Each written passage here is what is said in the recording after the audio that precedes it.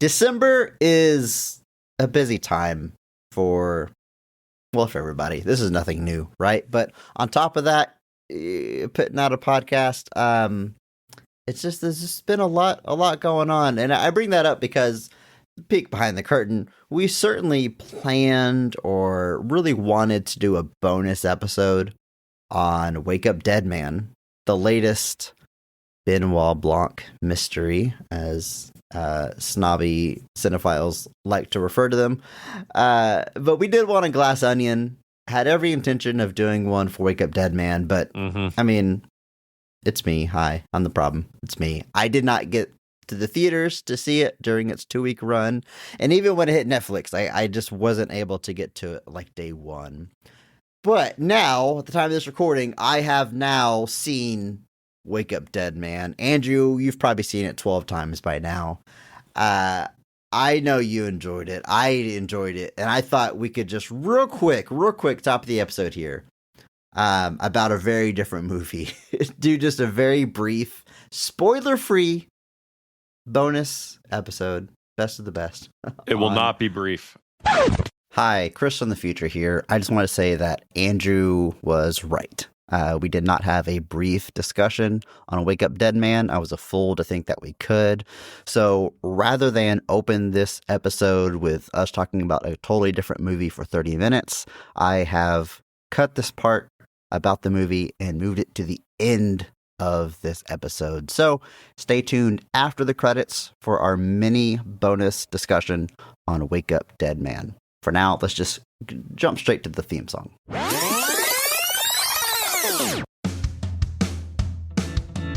We're not talking about the best of them.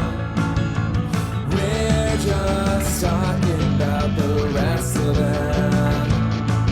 Not the worst parts, but the best parts. And the best parts, we have the best of the rest. Hello and welcome to Best of the Rest. My name is Chris Logan, and I am joined, as always, by my parody of a co-host, Andrew Williams. Say something to the listeners, Andrew. Yeah. Each week, we take a second look at a movie that was poorly received upon release and challenge ourselves to only talk about the things we like and what the movie does well. It's Listener Demand Month, and this week, we are talking the 2008 film superhero movie. Andrew, the people demanded it. We're here to deliver it. Shout out to Trevor for submitting this on the on the Google form. Here it is, superhero movie. One of many movies in the movie franchise, the very loose franchise that is blank movie. What's your history with this one, Andrew? Did you see this in theaters? Did you see it in 2008? Did you see it before this week preparing to record this episode? Nope. Same. By 2008, I was probably like, man, they're really driving this movie thing into the ground, which they were. There was, I think, 3 scary movies by that point, which had already changed creative hands. I should have a list pulled up. I don't know if Epic Movie and Date Movie were already out. That was before this or after this, but there's just a barrage of not only these parody movies, but other studios trying to get in on the wave of parody movies. We got into it a little bit at the end of last week's episode, but I just assumed the quality had dipped so far that I probably wouldn't enjoy it. And again, the timeline's fuzzy. I don't know what came first, but I do remember seeing scenes from Date Movie and or Epic Movie where they do the thing, which is maybe the kiss of death for a parody movie in my eyes, as when you make the reference, but there's no joke. You know what I'm saying? Like, oh, this character is Jack Sparrow. Okay, like that, and there's no substance. It's like, hey, remember this? One of the most egregious examples of this that's why stuck with me. I never saw Meet the Spartans, but in the trailer they showed him like kicking a bunch of people into the pit for This Is Sparta, and one of them was like Britney Spears shaving her head, and he kicks her in, which sidestepping the fact that like that was a person in the public eye having a meltdown that we should have been mental health crisis. Yes, we should have been supportive of and not made jokes of. I mean, that's that's the early 2000s for you. right. Besides that, all you're doing is like, hey, here's a story from the news. Reference. And she's reference. No joke to it. No substance to it. Okay. So I guess in my mind, I was expecting a lot of that type of humor, bottom of the barrel parody stuff. And so I did not see Superhero Movie back in the day. I didn't see it until this week preparing for this podcast. And I'll say it up front, I had a pretty good time with this movie. I watched it by myself, still laughed out loud several times. I think there's a lot of juice in this one. Is it an all-timer in the parody movie category? Probably not, but we're here to celebrate the positives, and I don't think it's going to be difficult for me to do that today. Here's what I'll say too. Like, obviously, I probably mentioned this before, but like Jason Friedberg and Aaron Seltzer are the ones responsible for. They were writers on Spy Hard, which was the 1996 kind of Mission Impossible parody starring Leslie Nielsen that parodied a whole bunch of stuff. They did the original script for Scary Movie that was eventually redeveloped by the Wayans brothers. And then the Wayans brothers, I think, do 1 and 2. And then I think actually Craig Mazin, who's our director here, eventually is a writer on Scary Movie 3 and 4 before becoming the writer and director of Superhero Movie. But Date Movie, Epic Movie, Meet the Spartans, Disaster Movie, Vampires Suck is the 5-movie run by Jason Friedberg and Aaron Seltzer. There is not, of those 5 movies, none of them have a Rotten Tomatoes score above 7. They are all largely profitable because they're made pretty cheaply. Date Movie and Epic Movie were both 20 million and made over 80 million.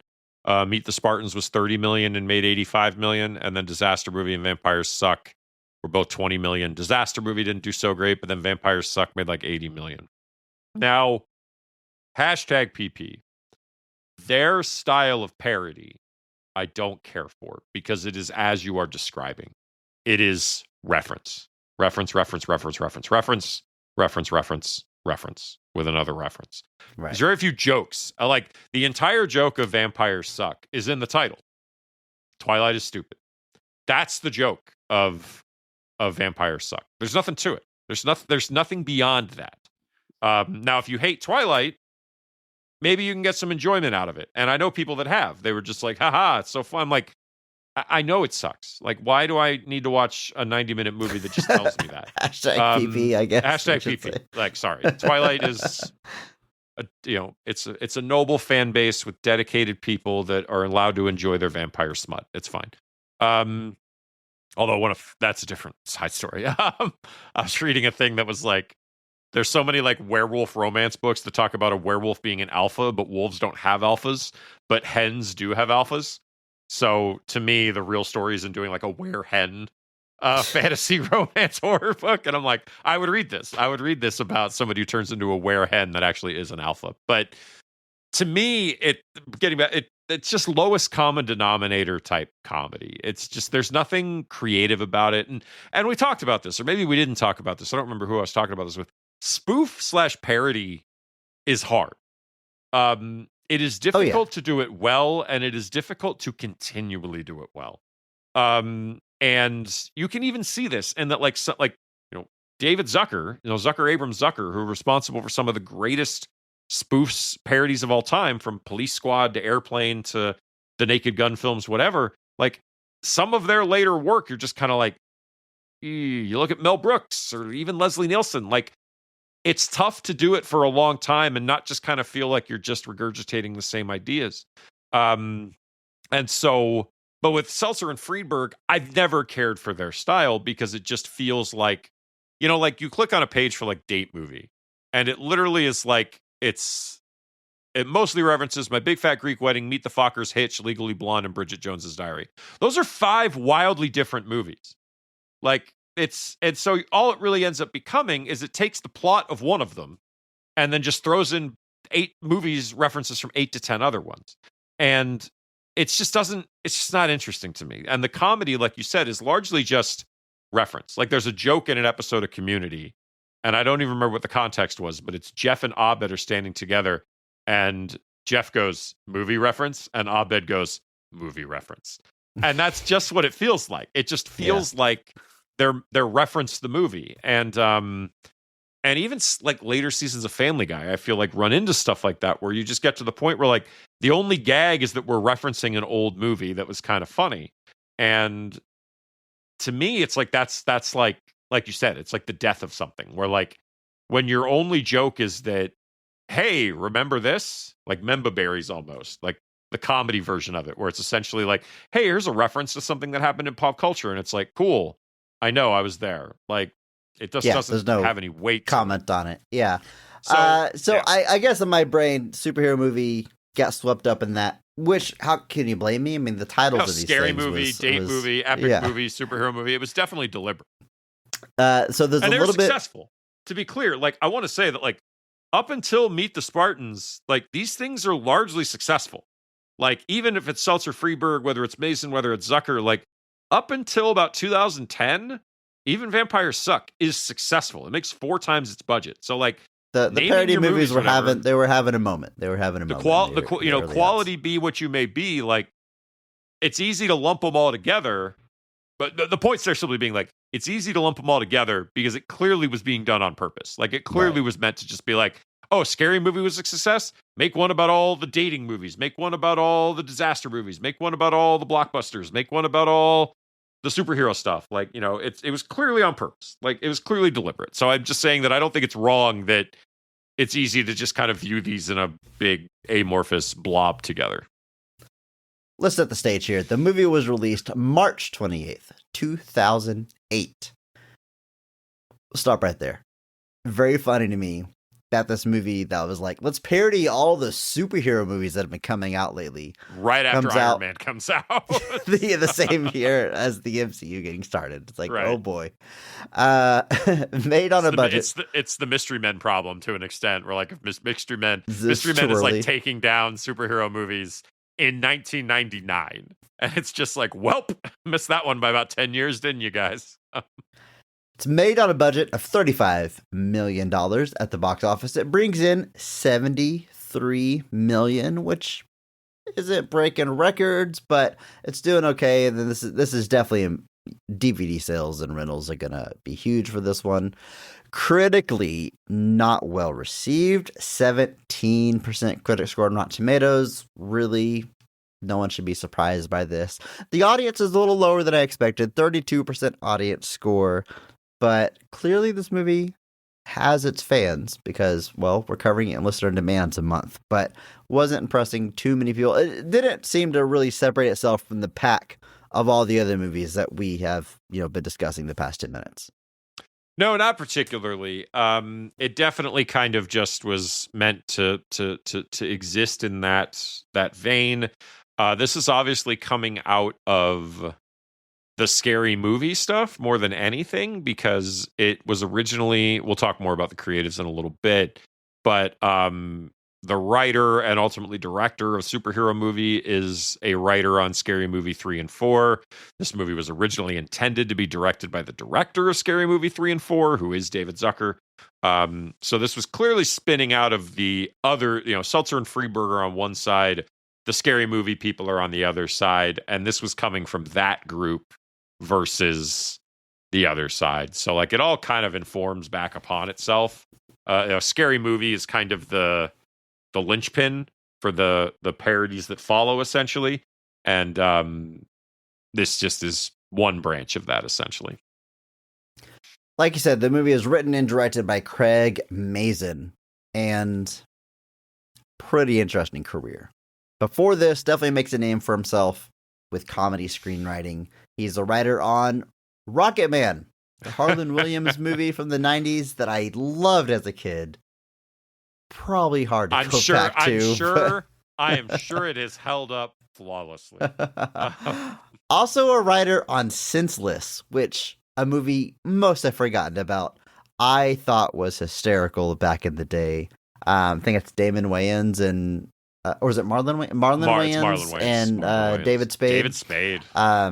Matthew Lillard, Lillard is like, in there. Yeah, there's a Torn, scene like burned Matt in my Griff, brain. like, I probably said this on mic before that I laughed till I cried as a kid, and it's probably not even worth me like reciting the scene, but just it stuck with me, and I should probably go back and watch that. Writer on a Scary Movie 3 and 4, as you said, which is obviously what leads to the gig here. But after this, sort of graduates from the parody camp as a writer on some other big comedies like The Hangover 2 and 3, and then is a creator of Chernobyl, the highly acclaimed HBO series, and then the co-creator of The Last of Us TV show, which he's only co-creator because Neil Druckmann, who did the video games, is getting is co-creator credit, but he's basically the TV guy that comes in to make that adaptation. So really can't underestimate his influence on that wildly successful TV show. And he has a movie coming out soon that he as a writer on. He adapted the screenplay for The Sheep Detectives. Andrew, have you seen this trailer? You're looking back at the bookshelf. I assume you have, what is it, 3 bags full that it's based on? Yep, right here. Yeah, there it is. Yep. Yeah, so I just saw the trailer for that. Yeah, Hugh Jackman is a sheep herder who gets killed, and the sheep try to solve his murder. It looks delightful. I haven't read the book, so I mean, it does look delightful. The voices, it's Julia Louis-Dreyfus, Bryan Cranston, Chris O'Dowd, Regina Hall, Patrick Stewart, Bella Ramsey, Brett Goldstein, Rhys Darby. Like it's like anybody who's anybody is going to voice a sheep in this movie, and yeah, I'm delighted. Heck of a career, this guy, though. I mean, he's absolutely done it all. I actually want to point out, you glanced through this one.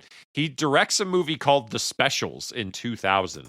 Yeah. And this one is odd because he directs it. He does not write this because The Specials is written by a man named James Gunn, who long before he was the architect of the DCU or even the architect of Guardians of the Galaxy or whatever you want to call.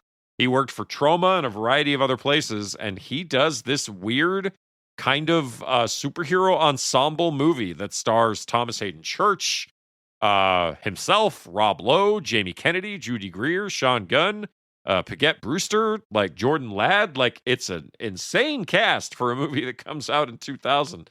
But again, it's like a takedown to the, because it's like it's a superhero team when they're not superheroing. Right, I haven't seen this movie. I was kind of reading up on it, but again, it seems so early to do the subversive superhero thing.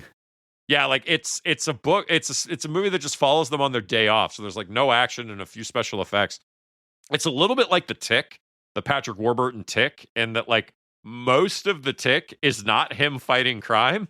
It's the nonsense he gets into outside of that, just because they were kind of constrained by budget.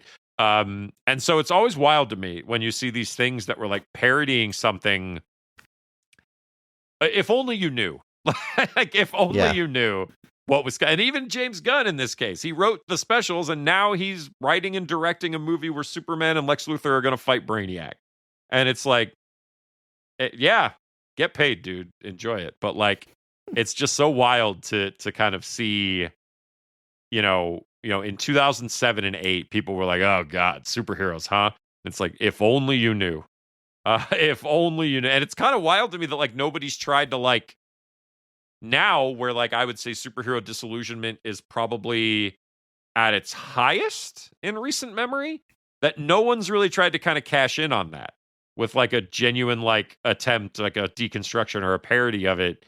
And I guess maybe things like The Boys exist a little bit in that vein of like, hey, here's superheroes, but like it ain't like that. The Watchmen TV show, which was the Watchmen TV show, but even the Watchmen TV show is still largely playing in the world of heroes. But like, you know, and like you could do something like say Squadron Supreme, which was the Watchmen before Watchmen that Marvel did by Mark Grunwald. But it is kind of interesting to me that we've never really gotten somebody trying to dive in and do something like that now. But I don't know. It's a heck of a thing. But yeah, a wild career that he's had, though. I gotta say, like, it's, good for him. more than anything. But it's a he's got uncredited work on apparently Dune Part 2 and Wicked, the first Wicked movie. It says additional literary material. I don't know what that means, but and then he was a he was a writer creator of Chernobyl. He was a writer on Mythic Quest, and then director, writer, creator of The Last of Us. And so just a heck of a thing. It's almost a career like almost akin to like James Gunn, where you've just got this early kind of rough and tumble, get in the industry at any cost type mentality that eventually leads to this kind of almost, I wouldn't say prestigious in the case of James Gunn necessarily, but just relatively respected career. So good for them. With that, Andrew, it's time that we jump into this movie and talk about all the positives, everything we like in superhero movie. Andrew, you ready? Yeah.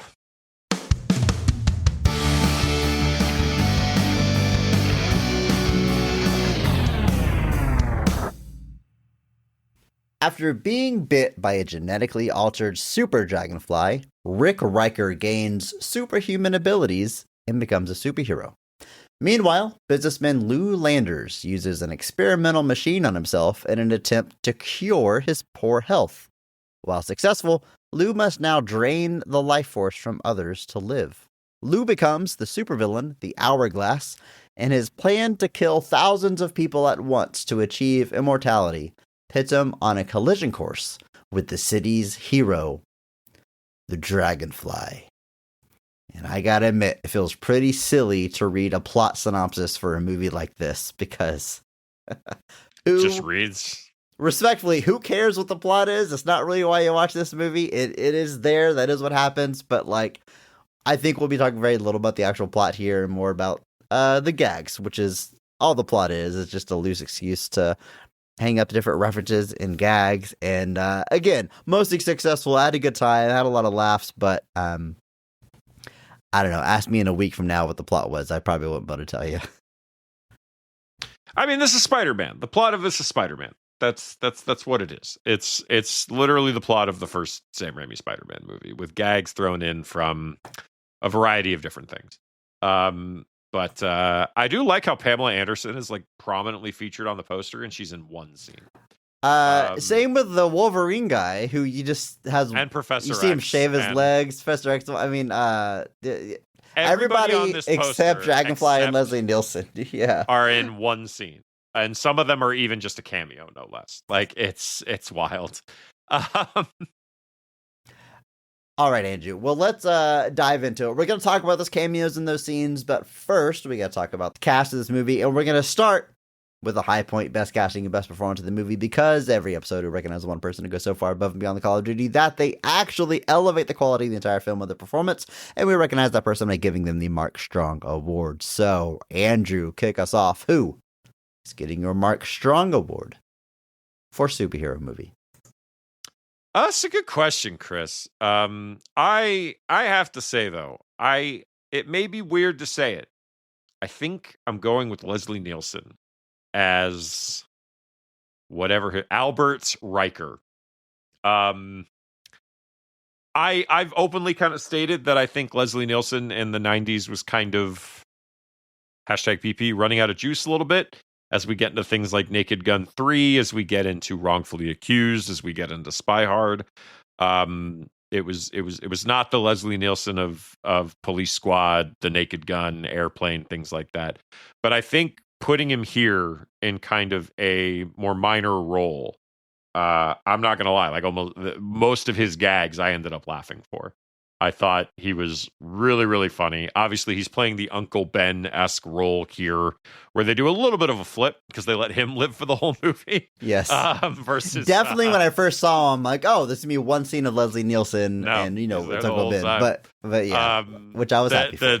The gags that he gets though, like he fires a nail gun accidentally at Rick, and Rick catches the nail, and he's just like, oh, anybody can do that. So Leslie Nielsen just turns and shoots Kevin Hart's hand with the nail gun, and he goes, no, they can't.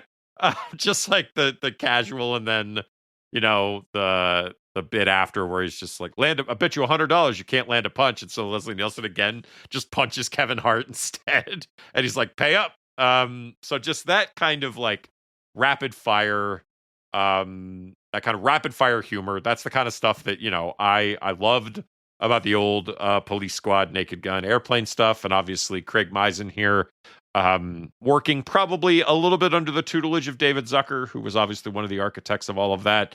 So to see that kind of rapport come back and see Leslie Nielsen kind of living in that space again. I'm not going to say that this is on par with Airplane or even he's not in Airplane 2. But even, it's not to that level, but he's used very effectively here, I think. He's brought in for the right amount of gags. He gets a lot of fun out of them. And just his delivery is still just so good. Like, he's trying to teach Rick about, puberty, and like, he's just like, and then once a month you're going to bleed. This might be the wrong book. And like, just kind of throws it away. Like, just the kind of deadpan, the perfect delivery that he has. It's just so good. And the movie, I have no real hesitation saying that this movie is better because Leslie Nielsen is in it. So, I mean, that's very true.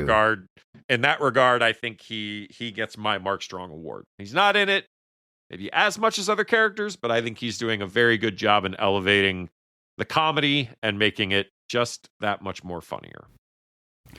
It's a very good pick, Andrew. I love this pick, and I agree with this right amount of Leslie. It's perfect use for Leslie Nielsen at this point in his career. I remember we talked about the Scary Movie franchise already, which those first two movies, like you mentioned, like the Wayans brothers come on board and sort of rework them, and you can tell it feels like it. It's like half Scary Movie parody, half Wayans comedy.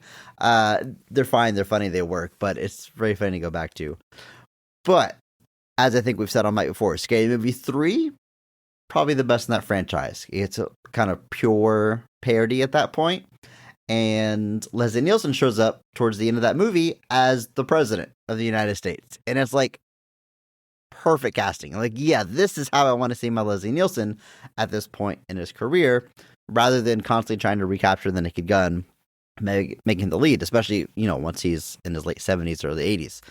This movie comes out just 2 years before he passes away. Of course, R.I.P. to the great Leslie Nielsen.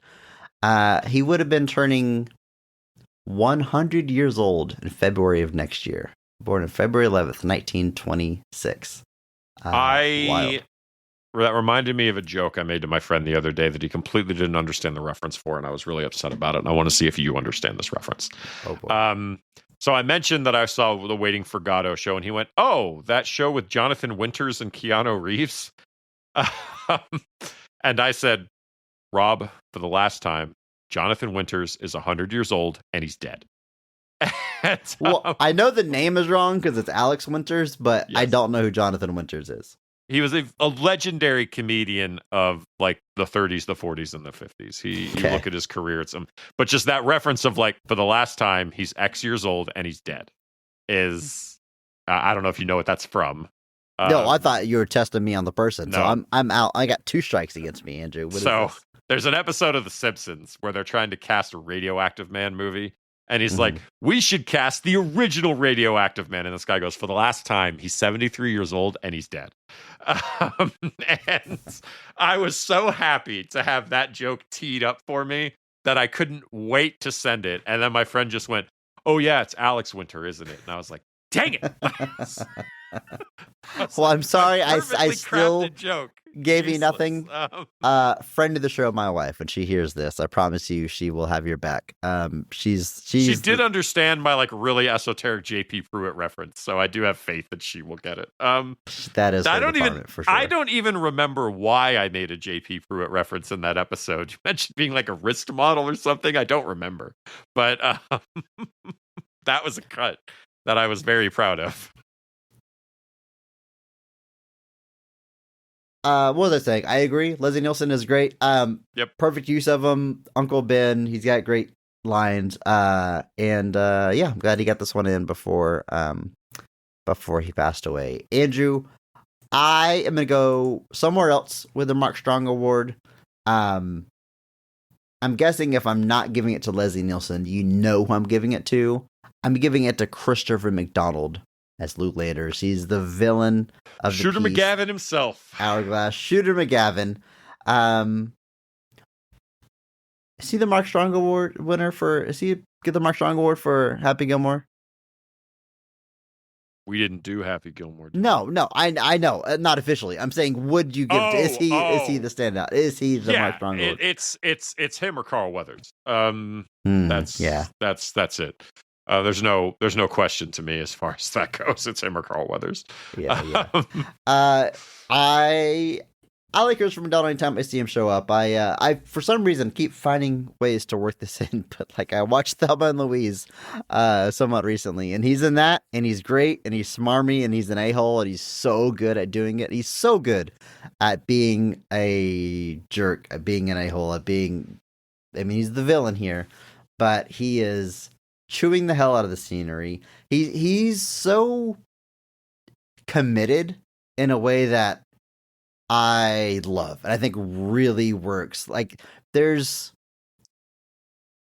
obviously no offense at the great Val Kilmer, right? But Val Kilmer and MacGruber is like, look, I'm fine. Val Kilmer. Come on, guys. Yeah. I'm Val Kilmer. Whereas Christopher McDonald is like, oh, I'm the villain of this piece? Yeah. Oh, maniacal laugh? Yeah, I got it. Like, he is playing it as if, I mean, it's... If he was playing the Green Goblin in Spider-Man, it would more or less probably be this performance. Like he is playing it like he is playing fully it really committing straight, essentially. Yes. Like there's still some humor to it. Like obviously he's in on the joke. Like I don't want to make it sound like he's being serious in spite of the movie. He's serving the movie perfectly with what his character needs to do. So there's still humor. And there's still fun to be had, but like he is largely playing his character as essentially Norman Osborn. You brought up Val Kilmer. I have a really strange question for you. Okay. And this is going to sound very backhanded. Excluding Top Gun Maverick, is Kiss Kiss Bang Bang the last movie where Val Kilmer gives a shit? I understand why you're asking. I don't want to play the game where I can get in his head. It's such a mean question. Like but like you brought up MacGruber, and I was kind of like, man, the last few years really were just like a lot of like bit parts, like just showing up for cameos, direct to video type stuff, and like, but Kiss Kiss Bang Bang is genuinely like an all timer, and his performance. I think it's maybe his last great performance for sure. I don't want to like. How much he cared, I don't know. Especially since that's a mean way to put it. I don't want to do that. Yeah. Will Forte has shared some great Val Kilmer stories because they worked together on that movie. He lived with them for like 3 months when he was moving. Like they maintained a friendship, and so yeah, I don't think he was like not caring or whatever. But I understand what you're saying. I will say it's probably his last great performance, especially after like people would ask that about like Bruce Willis, but like I would never phrase that now talking about Bruce Willis' career, whether or not he cared about the movie. Like there's so many other circumstances. But if you want to ask me if it's the last great Val Kilmer performance or last great Val Kilmer, well, I guess Top Gun Maverick's the last great. You mentioned that, but yeah, last great Val Kilmer performance for sure. Kiss Kiss Bang Bang, and it's one of his best. Like it's probably top 5 easy, maybe. It's top one 3. of those things where like there's a self-awareness to it to a degree, but it's not like parody. But it's just the Kiss Kiss Bang Bang is the movie that when I watched it, I was just it was a little bit like the Peter Pan moment in Hook, where you're just like, oh, there you are. Like, no, same, totally. Absolutely. God, Kiss Kiss Bang Bang is so good. But yeah, so that good. Like, is that like his best? Is it his best movie? Because like best performance, I think him as Jim Morrison in The Doors is up there, but I don't love that movie. The Doors is a movie, yeah. I just recognize that it's a great performance. And I love Kyle MacLachlan and I love Val Kilmer, but yeah, The Doors it's Oliver Stone. I struggle with Oliver Stone to an extent, in that like I see what he's going for. But I pound for pound, like as far as like everything, if you told me Kiss Kiss Bang Bang was the best Val Kilmer movie, I wouldn't think you were crazy. I think there's a bunch of really good ones. Like I'm always going to be a Top Secret guy, and I'm always going to be a Real Genius guy too. I mean, like those are Tombstone got a shout out. I think a lot of people pick Tombstone. He's in a movie I really really like called Thunderheart. That's a little bit more of a serious kind of murder mystery type. Takes place on an Indian reservation. But he's got great movies. But if like Kiss Kiss Bang Bang, I think is like it's like the perfect encapsulation of everything you like about Val Kilmer, basically. Like I think it distills everything about him to a degree. It's funny, it's smart, it's well acted, it's well done. The dialogue is great, the delivery is great, the performance is great. Yeah, it's wild to think about. It doesn't take much, does it, Andrew? I just said the name Val Kilmer, and There we are. Yep. Let's talk about the rest of this cast here. The lead, Rick Riker, Dragonfly, played by Drake Bell. Probably the biggest role of his career, at least in film. Known for his work on Nickelodeon TV shows like The Amanda Show, of course, Drake and Josh. His era of Nickelodeon is a little after my time. You know, I was a 90s Nicktoons slime era. Nick guy, Nick kid, millennial boy, as I like to call myself. We missed out on the Dan Schneider era largely, is what essentially that era kind of is known for being, is like Dan Schneider kind of came into prominence and kind of took over that kind of Nickelodeon essentially. Which kind of good. I'm glad I don't have that dark cloud hanging over my childhood entertainment. Yeah, like he was in the background of some of the shows that we did watch, like Kenan and Kel, but like then he really rises to prominence, like when that 90s, all that Kenan and Kel era ends. Like that's when he kind of really just starts driving all of that. And then obviously Dan Schneider turns out to be quite the creep, fostered a rather toxic environment that rather unfortunately brought several of the talent during that era into its web, ended up having some horrific scandals that were revealed recently. And then some of those people, quite unfortunately, continued that cycle afterwards. It's just a mess. It really is something where just like there's no good way to really talk about it. And Drake Bell is unfortunately kind of in the middle of a lot of that. So it's really kind of hard to talk about him in any real regard without having to bring up the fact that he's a part of that process. You basically set up for failure in a lot of ways. And then so it's a matter of public record now that Drake Bell experienced harassment and very serious abuse during his time working with Nickelodeon TV shows. Since then, also there's allegations against him and domestic violence and abuse allegations and DUI, and it's just sad all around. But that's really all I have to say about Drake Bell, the person. As far as his performance here, it's rather thankless often to be the lead of a parody movie like this. Like it's the epitome of being a blank slate. You're just the superhero movie at the center of the superhero parody. So you've got to be a little Peter Parker. You got to be a little X-Men. You got to be a little whatever the scene calls for.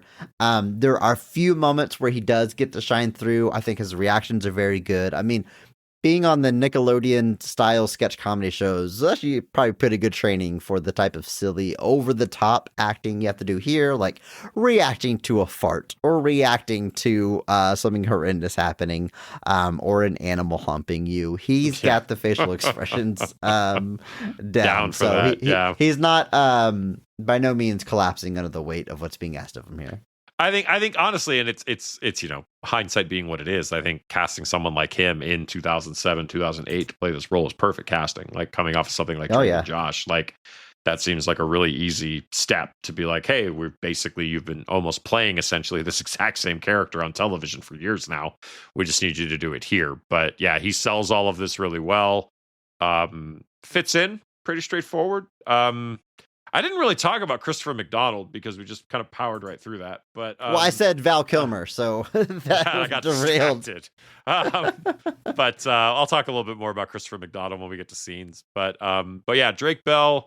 Like I said, I don't really have a whole lot to say, just because there's a lot of unfortunate stuff there.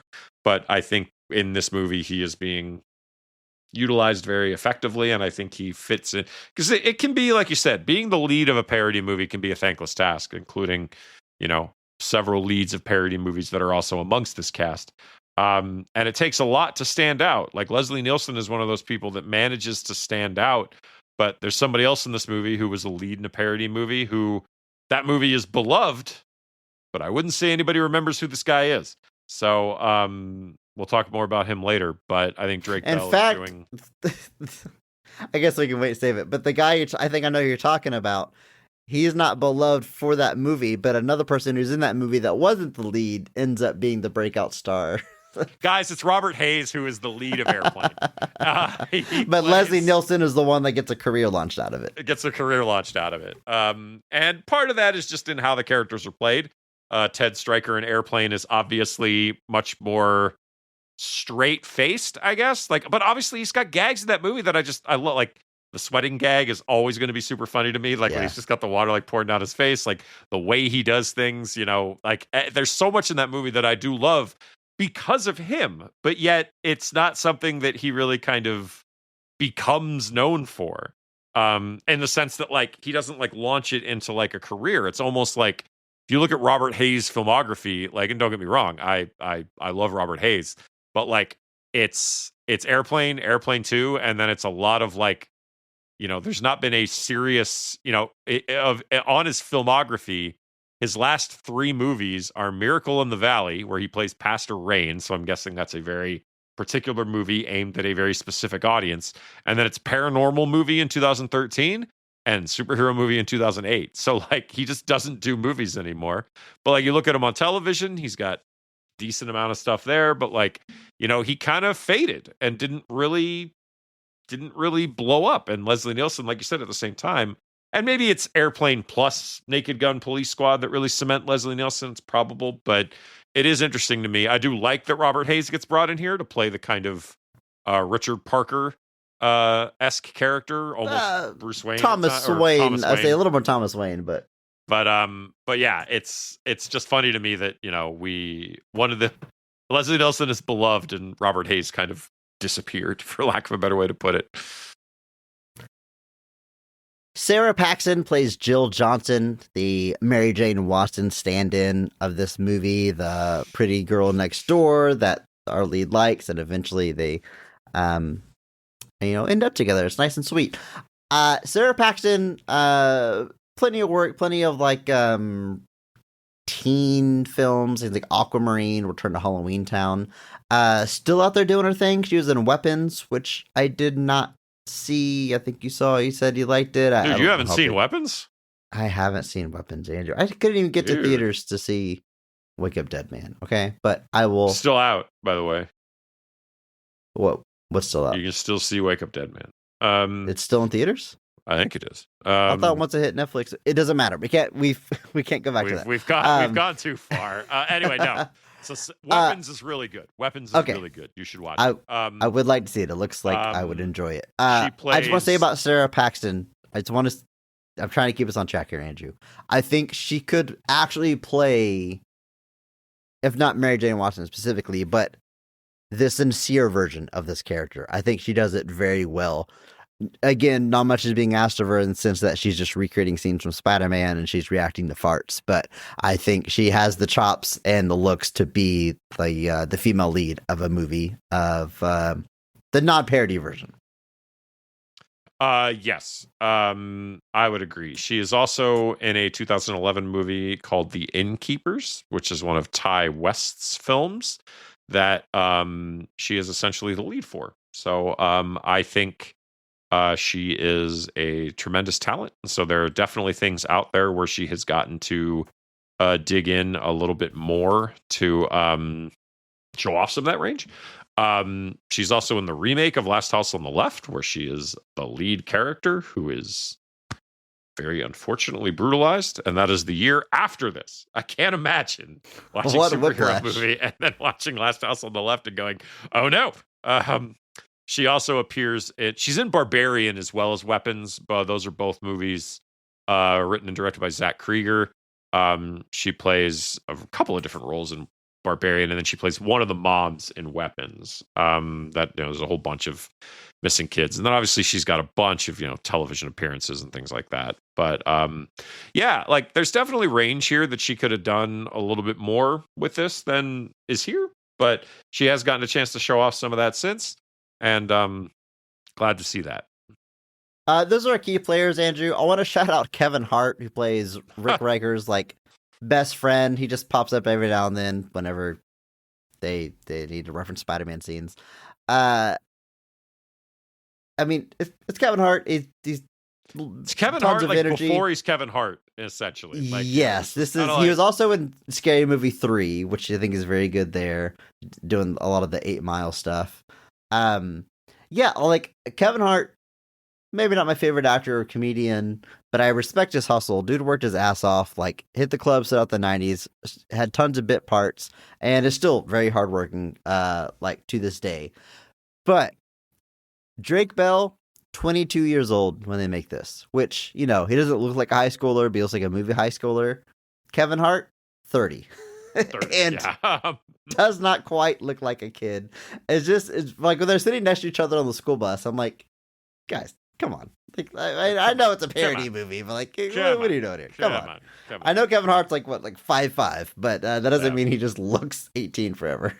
Yeah, yeah. So I do want to shout out Ryan Hansen, plays Lance Landers. He's basically Lou Landers' son, kind of filling in the Flash Thompson role in a lot of ways. But Ryan Hansen is just really, really funny. He was on Veronica Mars, but I probably know him best from Party Down. Don't know if you've ever seen Party Down, but it is a tremendously funny show about a catering / party service group and the misadventures that cast gets into. It also has Adam Scott, Ken Marino, Jane Lynch, Martin Starr, Lizzie Kaplan. It's just a massively funny television show that only had a few seasons. I think it was on Stars. But part of the reason that it ended up ending was because Jane Lynch went to Glee and Adam Scott went to Parks and Rec. They basically all got super famous after the show started. They did bring it back for one season in 2023 that was also way better than it had any right to be. It's another weird, like, just, fault of the streaming era is that, like, literally stuff comes back and disappears almost as quickly. You almost don't even know things come back now because it just, like, disappears into the ether before you even have a chance to digest it. So, but anyway, if you've not seen Party Down, check it out. It's very funny. But otherwise, yeah, the rest of this cast is just all cameos. Obviously, there's a lot more people in this cast, mostly cameos. We can talk about them when we get to scenes, but we got to do that. We got to get to the scenes of this movie. And let's just start with the best scene of the film, or at least our personal favorite. So, Andrew, in your opinion, when is this movie firing on all cylinders? What is the best scene in a superhero movie?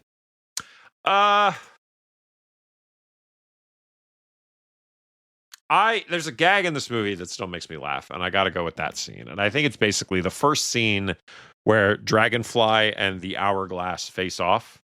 And first off, I just want to say Hourglass's look pretty cool. Like it's genuinely a pretty cool look for a movie like this. I wasn't really expecting him to go that hard. But the gag is basically Hourglass pulls out these like flying blade knives that he has, similar to the pumpkin things that Green Goblin has, and he pulls them out and he's like, "These can cut through diamonds."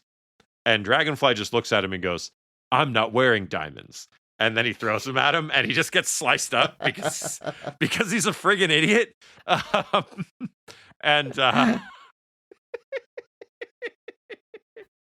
It's just so stupid. It's so. This is, we're talking earlier about how bad like reference comedy is and the substance here, and how hard it is to do parodies or just to do comedy. It's so, you have to be smart to write dumb jokes like that, right?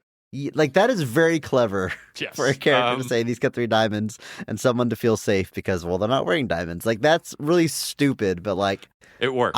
It works tremendously well. So, and I love, obviously they're parodying this scene in Spider-Man where Spider-Man does that twisting sort of backflip and the pumpkin blades, dodges each one of them in slow motion. I love that they do that exact scene down to the slow motion, but the knives just hit him, like they all land. You just see it happen in slow motion. It's good. Just so needlessly funny. And it's and so this is basically the first time these two characters are facing off.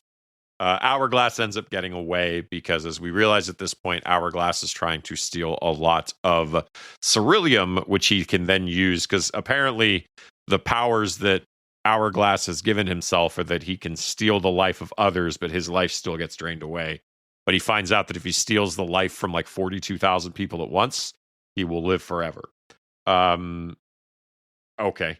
Sure. But it's no more. It really took me out of the movie just how unrealistic that plan was. But but yeah. Anyway, this sequence, like it's our first introduction of the characters. I love that Hourglass, when he blows up walls, it blows up in the shape of an hourglass, and that's just how he escapes. It's just that's so 60s Batman, and I just love it because it's it's just so on point.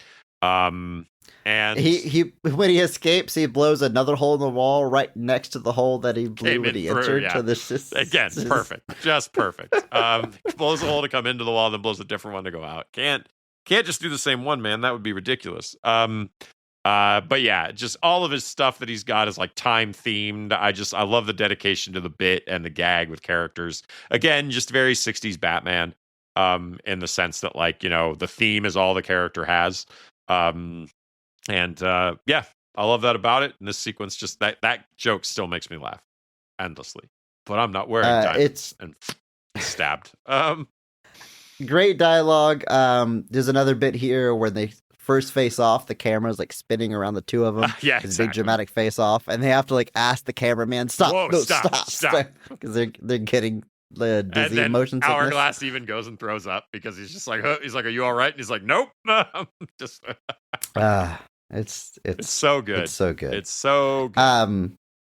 It is funny how many things like that are like cutting to the core of superhero cinema, but like what is ultimately early in the superhero movie era, like we said earlier, but certainly the Batman movies of the 90s, or Spider-Man movies, obviously there's plenty for them to pull from. Like the opening of this movie is just a bunch of close-ups of the Dragonfly like suit, which like no superhero movie, I think, opens that way exactly.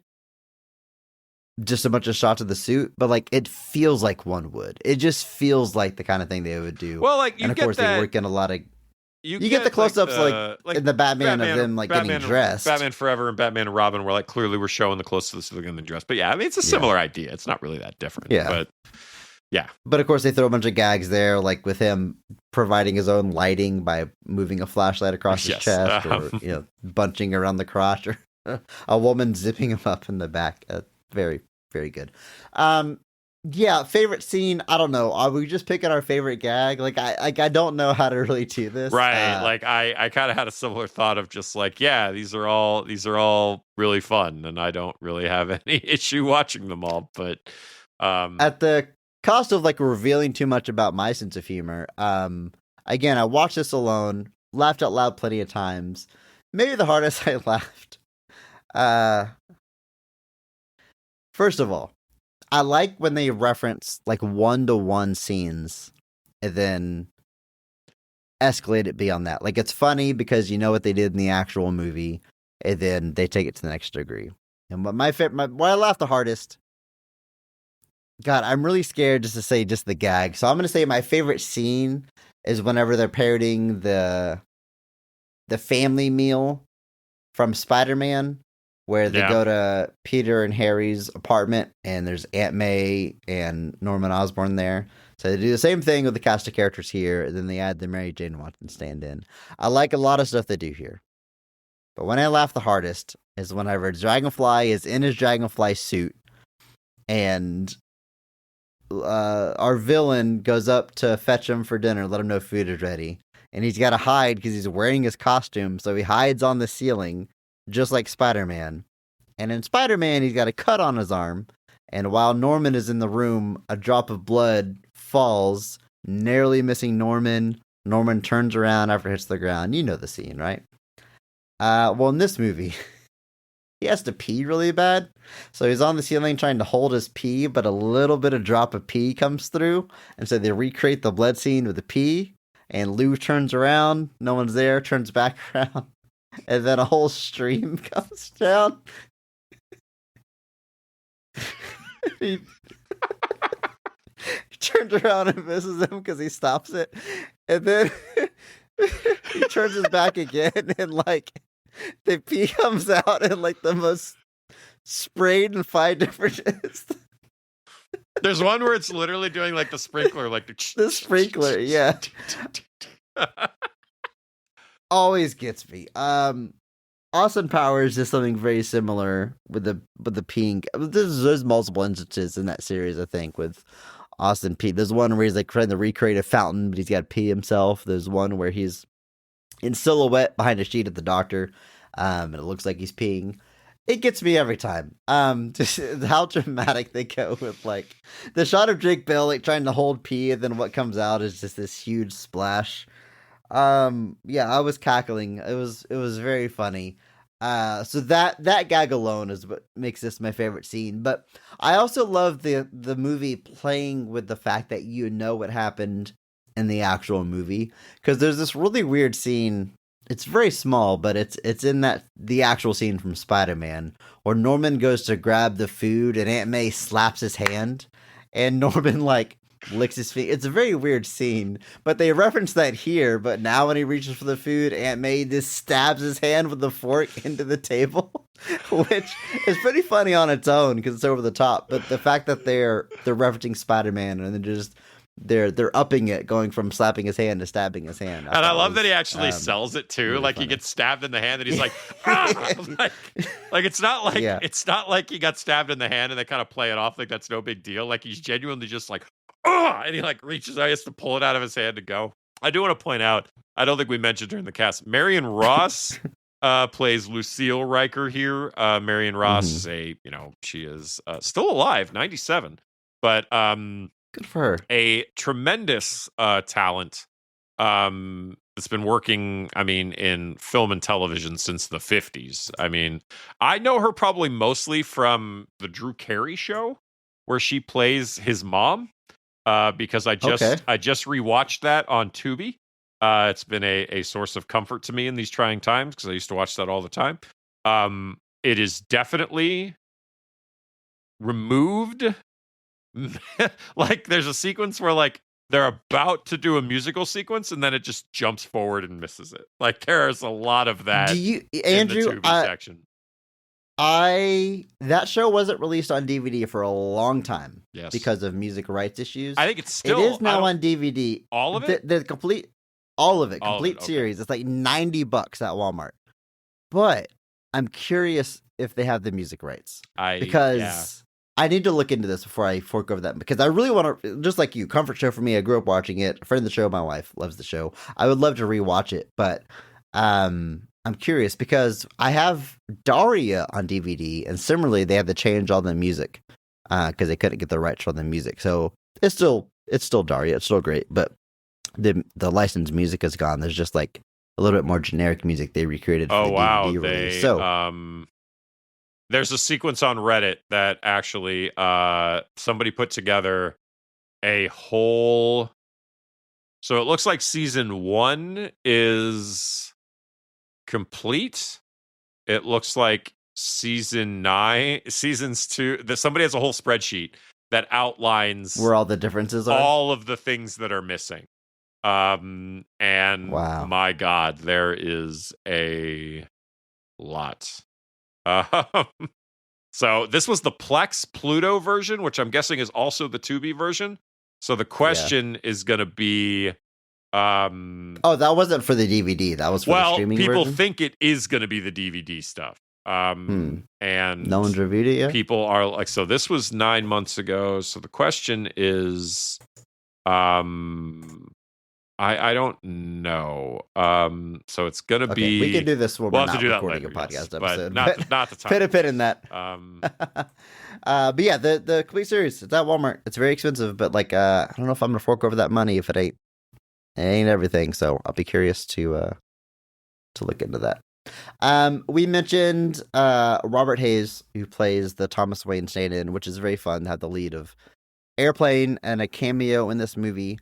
The Martha Wayne stand-in is played by Nicole Sullivan, who I know from Mad TV. Big fan of her there, and she's been in a million stuff. But just great comedic talents for this little bit part. And I love how the scene plays out. It's lifted straight from Batman Begins, where they're leaving the opera and they get robbed. And in this version, Bruce tries to stand up for his parents and wrestle the gun away and ends up pretty much being responsible for both of his parents dying.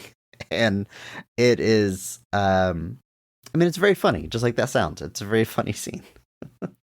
Yeah, it's it's Robert Hayes, the lead of Airplane, kind of getting his moment to and this, given that David Zucker is an executive producer here, this isn't exactly shocking.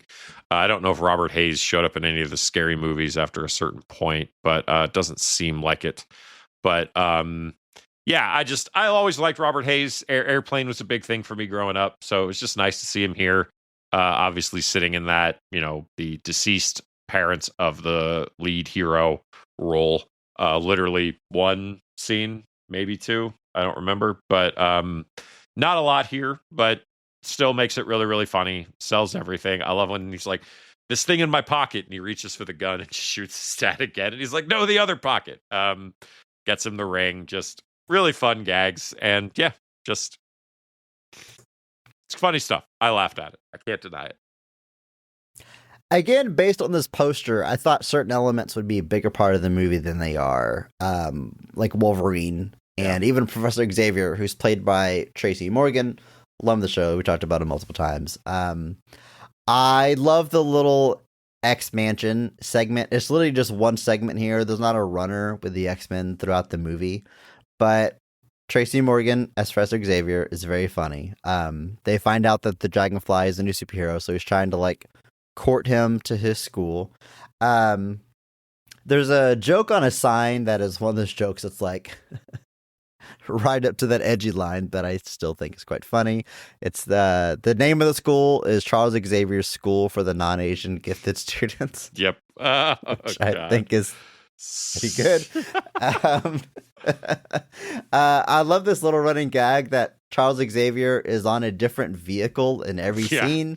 He's on different types of wheelchairs. There's one scene where you hear a toilet flush and he comes out of the bathroom on a toilet. That maybe the second hardest I laughed here. He's on the really jigsaw good. tricycle at one point. Yeah, it's just so good. Those are the kind of things that just get me every time. I just love them because they're just simple. It's the sight gags, because it's easy to like you said, and it's the kind of stuff that even things like the Seltzer and Friedberg era just really doesn't understand sight gags like that, and they don't do them particularly well. But I love those moments of just even when they're brief, just you blink and you miss it type stuff. They're so funny to me. And this different movie, but Top Secret, one of my favorite ones is whenever that guy has the magnifying glass up to one eye, so his eye's real big, and then he moves the magnifying glass and his eye is actually really big. Angie Tribeca would have tons of stuff like that. I always love. There's a scene where Angie is talking to a woman. I think it's in the first episode. And, it's always you offer people a drink when they come to your house, but they offer each other increasingly messy food. So as they're having this conversation, they're just increasingly getting more and more food on their faces as they eat increasingly difficult things to eat while talking to someone. And it's the scene still unfolds, but just that kind of sight gag stuff is just all. And then all the characters are playing it straight and don't acknowledge the thing that's obviously off. Taking a giant bite of a gyro and getting sour cream all over your face. They're just continuing forward. And it's that's the kind of stuff that makes me laugh so much. And it's, God, I can't, comedy is so hard. I just it sounds like it's such a thankless thing to have to figure out that, the people that are successful at it, it truly is just it's Herculean. Especially I feel we, during an Ask Andrew segment or something, we talked about Judd Apatow, how do we say his last name? And sort of the current era of improv-ish based comedy and how hard it is to do. There's a lot of bad versions out about it right now. And when it's done well, it's great. And I love a lot of those movies. But something like this is a weird superhero movie is weird to prop up as an example of this, but like when the comedy is done in the writing, that's a whole other talent that I'm not gonna say like doesn't exist anymore, is gone, but like I feel like that's given way to the sort of in the moment improv reaction stuff we have right now. Yeah. And I think there's definitely like a hunger for something like Naked Gun. just a well crafted, well written. Oh yeah, Naked Gun. You got a great example. That certainly found its market. I think it's why though sort of been a vacuum. And I think part of it is just the fact that like, you know, it's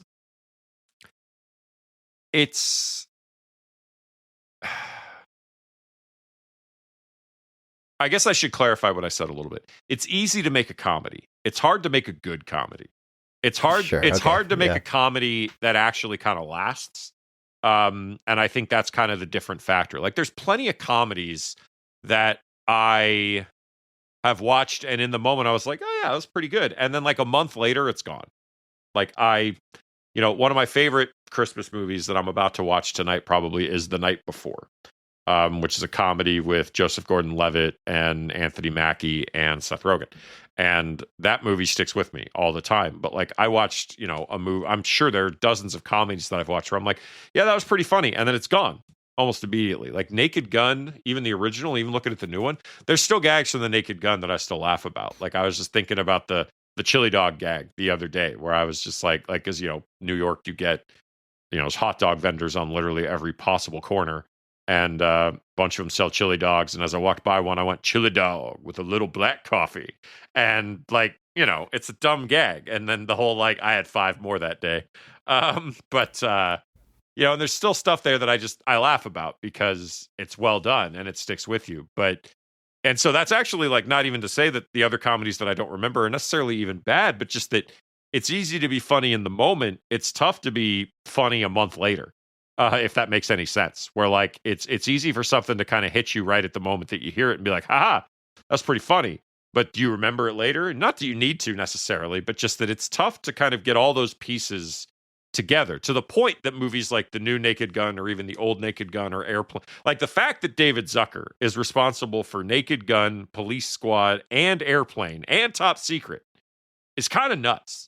Like the fact that he was able to hit that well so many times to a point that he created movies that are still funny and memorable to this day is like insane almost. Like Zucker, Abrams, Zucker, to be clear. It was the 3 of them. But like that's kind of nuts because like you even look at some of the most famous comedy directors of all time, there's usually a couple where you're like, those are the ones that people know. And maybe the rest of them are fine, but they don't live up to that first couple. Or you even get other guys like I can't. Mel Brooks, like Mel Brooks to know, and Young Frankenstein, to Blazing Saddles, to all of that. Like, yeah, being able to exist in that space for so long and be so good, and then, but even in all of those, you do get to the point where you're like, maybe the returns are starting to diminish a little bit, but that run they have at the top is unprecedented. It's unbelievable. You mentioned your trip to New York and getting a hot dog, Andrew. We talked about New York briefly, you and I, before we hit record, but I told you I've been to New York one time, and while we were there, I was there with my family, and we all loved the movie Fools Rush In. It's like my favorite rom-com. I've talked a lot about my love for Matthew Perry, but my mom really likes the movie, and there's a scene in there where Selma Hayek has Gray's Papaya hot dogs shipped to them in Las Vegas so that Matthew Perry's character, who's from New York, can have these hot dogs that he loves and he's always talked about. And there's this huge scene where, like, they're at the Grand Canyon. He's like, "Oh, you have to try this." And she takes a bite and he eats it and he just goes, "Oh. And it's very funny. So that's always stuck with us. Gray's Papaya hot dogs in New York. So we get to New York and we did like a bus tour. And at one point we asked him, like, "Oh, where can we get Gray's Papaya hot dogs? We have to try those." And he's like, "They're like all over the place. Like what? Like they're not hard to find. Like there's just there's one there. So Yeah. we ended up getting them, and they were like fine. They were like hot dogs, but like what we didn't realize is that like he didn't love those hot dogs as the best hot dog he's ever tasted. It's just it was comfort food from where he was from. Yes. And like that joke, I finally understood the context once I finally had that, and I was like, oh, it's just a hot dog from New York. So, And It was there are endless amounts of hot dogs. Nathan's is another big hot dog one, but that's in Coney Island. But yeah, you get hot dogs are everywhere. Literally, like the Sabret, I think was the brand I saw. I could literally outside my hotel, I could walk 10 feet. And there was a hot dog cart, and I was like, 3 jumbo dogs, please. And then he charged me some amount of money, and I took them Now, and ate them Andrew, in my room. you are not native Chicago, but you live there No, now. yes. You've been there for some time. If you have a hot dog, what is your preferred way to eat a hot dog? What's the preferred toppings? What's your go-to for a hot dog? I get a chili dog.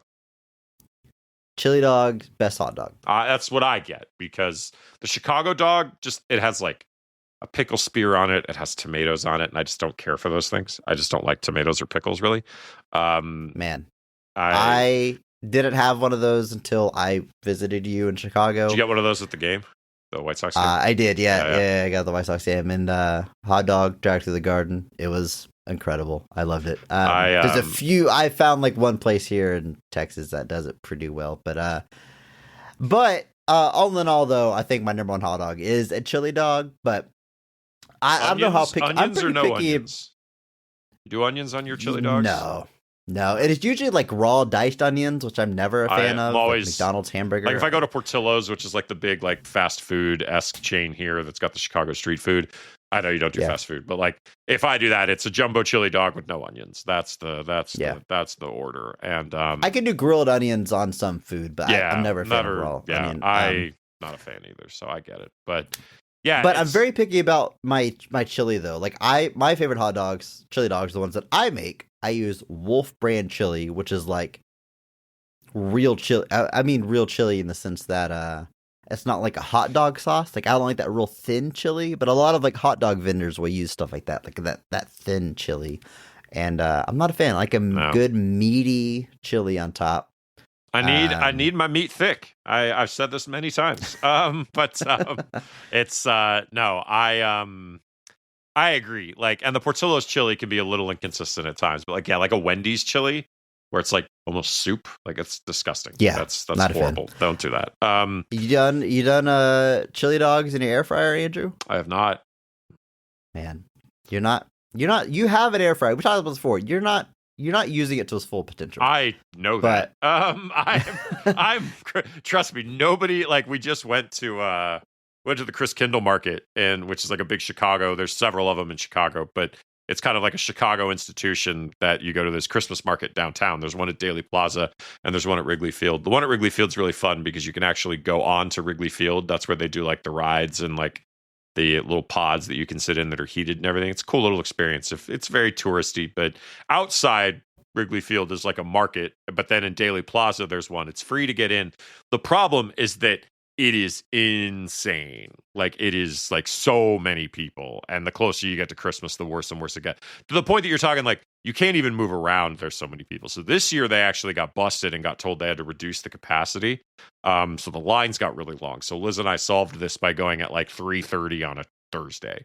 And we had about an hour and a half before the crowd started to show up. So we were there at 3:30 p.m. We were out by 5. Got all of our stuff, but you get this. But one of the things I get there is there's the strudel place. And it's Australian strudel. It's one of the only places in America that you can get it. It's one of the only places they sell it. But I bought it and I ate some of it. And Liz is like, oh, you should do that in the air fryer. And I was like, oh, yeah, I probably should. So I did that in the air fryer. I ate some of it today when I got back. And I did that in the air fryer. And I was like, this was a good decision. So try to use it more. It's real simple. You put the hot dog in the air fryer for 5 minutes. And then you put your chili dog together. I like mustard on the bun, but it's optional. But you put the hot dog on the bun, put the chili on top, put the cheese on top, back in the air fryer for 2 more minutes to melt the cheese and toast the bun. Man, it's good.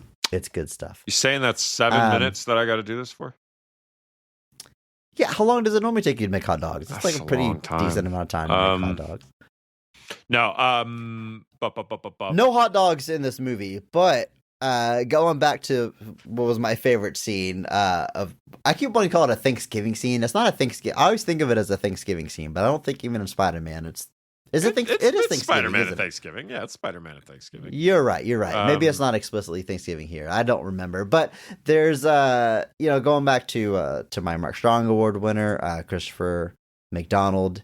He does the Leslie Nielsen thing of like delivering lines perfectly straight. Mm-hmm. Like I remember, Charlie Sheen, obviously he did the Hot Shots movies, but then he comes back to this world with Scary Movie 3, which has Leslie Nielsen in it. I remember him in an interview being like, I learned how to do this by watching Leslie Nielsen, like just deliver the line straight. And that's where the comedy comes from. I think Christopher McDonald has that good delivery here. One of my favorite jokes here is whenever the Mary Jane stand-in comes into the living room with a dessert, and they're in the middle of a conversation, and Christopher McDonald, he's talking about how I don't have any family. I never got married. And she offers him dessert. Fruitcake? He goes, nope, I just never met the right woman. And just the timing, the straight delivery that he gives is so funny and so hard to do, but he certainly has it down. He also has a son. That's the who's there with him? I guess maybe like, he meant the two of them. Yeah, I don't know. So it's an even funnier gag to me that he's like, oh, I don't have a family. Like, oh, it's his nephew. It's his nephew. Oh, it's his nephew. Right. He's his uncle. That's right. It's his nephew. Yeah. Okay. But yeah, and then his excuse to leave in Spider-Man, Norman Osborn has like a business reason to leave, but here he goes. He realizes that Rick is the Dragonfly, and he goes, I have to leave. I my pants. And his nephew's like, ugh. I love that whole. I'm trying to see if I can find the exact dialogue because I actually love that whole. I like that he takes the time to try to come up with an excuse, but still, that's the best he can do. Yeah, because what was it if I can find it? He's like, because like Lou, like Christopher McDonald looks at him and he goes, what happened to your arm? And Rick does the joke from Spider-Man, or not the joke, but he's like, oh, bike messenger knocked me down. And then Rick looks back at him and goes, I see your wrist is bandaged. And Lou goes, yeah, I burned it on some hot coffee. And then Lou is like, I see you have a cut on your lip. And he's like, my crack pipe broke. Rick looks back at him and goes, you have a scratch on your neck. And Christopher McDonald's like, yeah, I met a girl on Craigslist. And he looks back at Rick and he's like, and you have a bruise on your neck. And Rick's like, I met a guy on Craigslist. And then Lou's like, I'm sorry, Lance, we have to go. And Lance is like, why? And he goes, I shit my pants. I'll drive. That's a great example of like there's a reference, and they're escalating it, escalating the comedy, not just referencing. Remember, they did this in Spider-Man. I that's how you do it. People love that. There's also plenty of jokes here. Like this is probably true of like every good to great parody movie. Is that there's plenty of jokes that are just funny, like not because they're a parody of anything or reference anything. I love again we said like.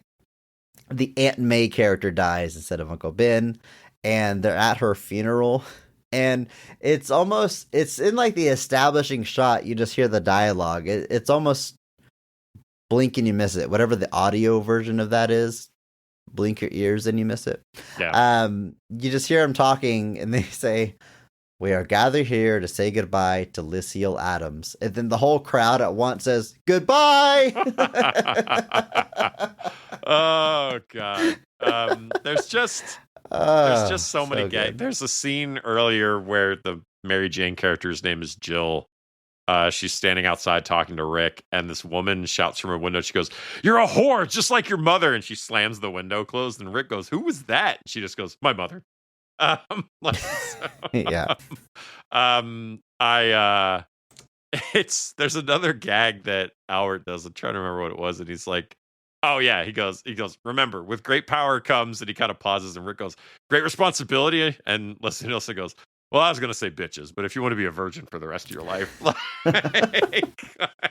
it's just See, and that's like again, they're delivered by Leslie Nielsen, so they're immensely funnier than they would be if anybody else had delivered it. But like, there's actually attempts at like jokes. They're not just like you said, it's not just like here's a bunch of references, or even like Yeah.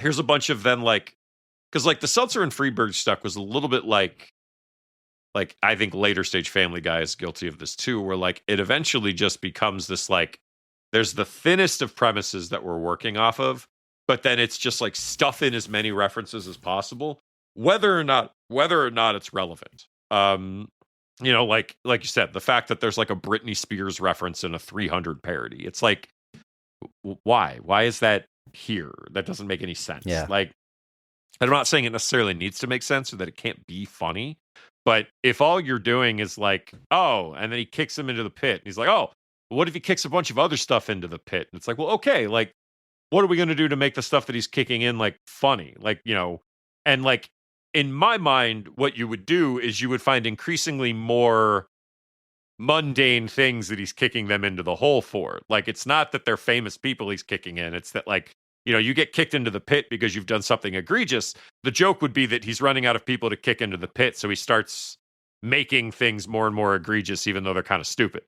And that's where you would get the humor from. Like wearing open-toed sandals. Right. This is like, an offense, so you can keep. And it's like, sir, we're all wearing open-toed sandals. You're next, buddy. But like, so that's to me where you would mind the humor for that. You would be like, okay, we need to look at the core of the scene. You know, speaking about 300, this feels even more ridiculous to do this, but just like, okay, so what is funny about, okay, he kicks people into the pit. What makes that funny? It's like, oh, then you find a reason to make it funny. Like, and then he kicks Britney Spears into the pit. Like, that's not funny. Like, you know, putting everything else aside, like, it's not funny. It's just not.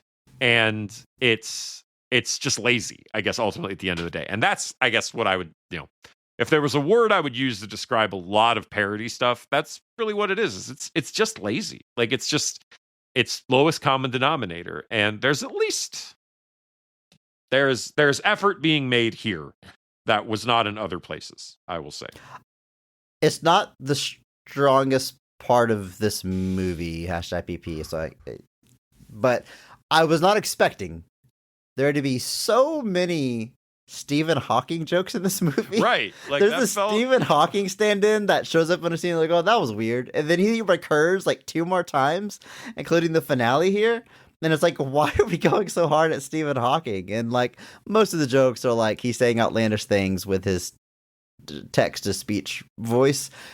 It was whatever.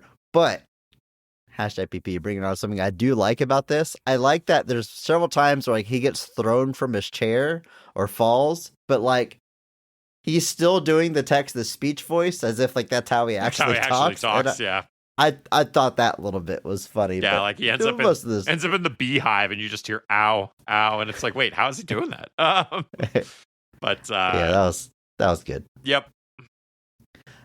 Yeah, I don't know. This is the part of covering comedies on our podcast that I always get real self-conscious. So it's like, well, what do we do? We just go through our notes and like recite every joke we thought was funny. Yes. Yeah. Okay. I really like.